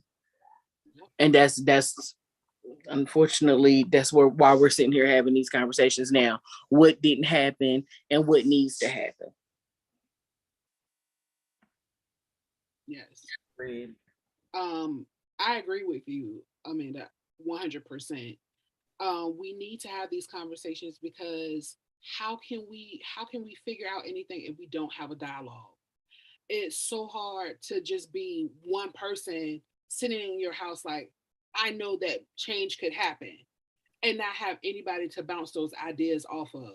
So I'm very happy that we have these conversations, because I sit at home and I think about it very, very much so often. I even think about like running for local office, and then I back out because I'm like, I don't know if I want to deal with all that red tape. But it's needed, because we need to see more people that look like us. Sunny said that it's not even that many of us that's in the Senate, that's in the House of Representatives. We're not represented enough for a lot of the things that we want to happen. And as soon as we are able to get the people in motion that we know can carry out to help us progress, so the newer generation that's coming in can feel a little relief, the better we'll be. I just wish that we could all get on one page and understand that we shouldn't be fighting against each other. We should be fighting for our equity, for our freedom. But I'm going to say this. I know wait, am I unmuted? Okay. The only thing I'm going to say to this is we're going to have disagreements. And I don't think that's something that I don't think it's healthy for us to try to hide that we're going to have an argument. Black, white, palm color people, PWC, they're always going to find a reason to pick. It doesn't matter what we do. Yes. We might as well we don't agree, and we call a day from there. It's the respect level that matters the most. That's all I got on that. But we're going to have disagreements, and we have to find a way to hold accountability and then give you some space. You go over there, you think about what I said, but I'm still over here. I'm not checking up on you. I'm not chasing behind you. I'm not doing because I got stuff to do. Yep. Now, once you gather yourself, we talk, but outside of that, we got stuff to do. They find any reason. And I have come to the conclusion that is what we deal with. That is not something that was ever taught to me. It is through observation.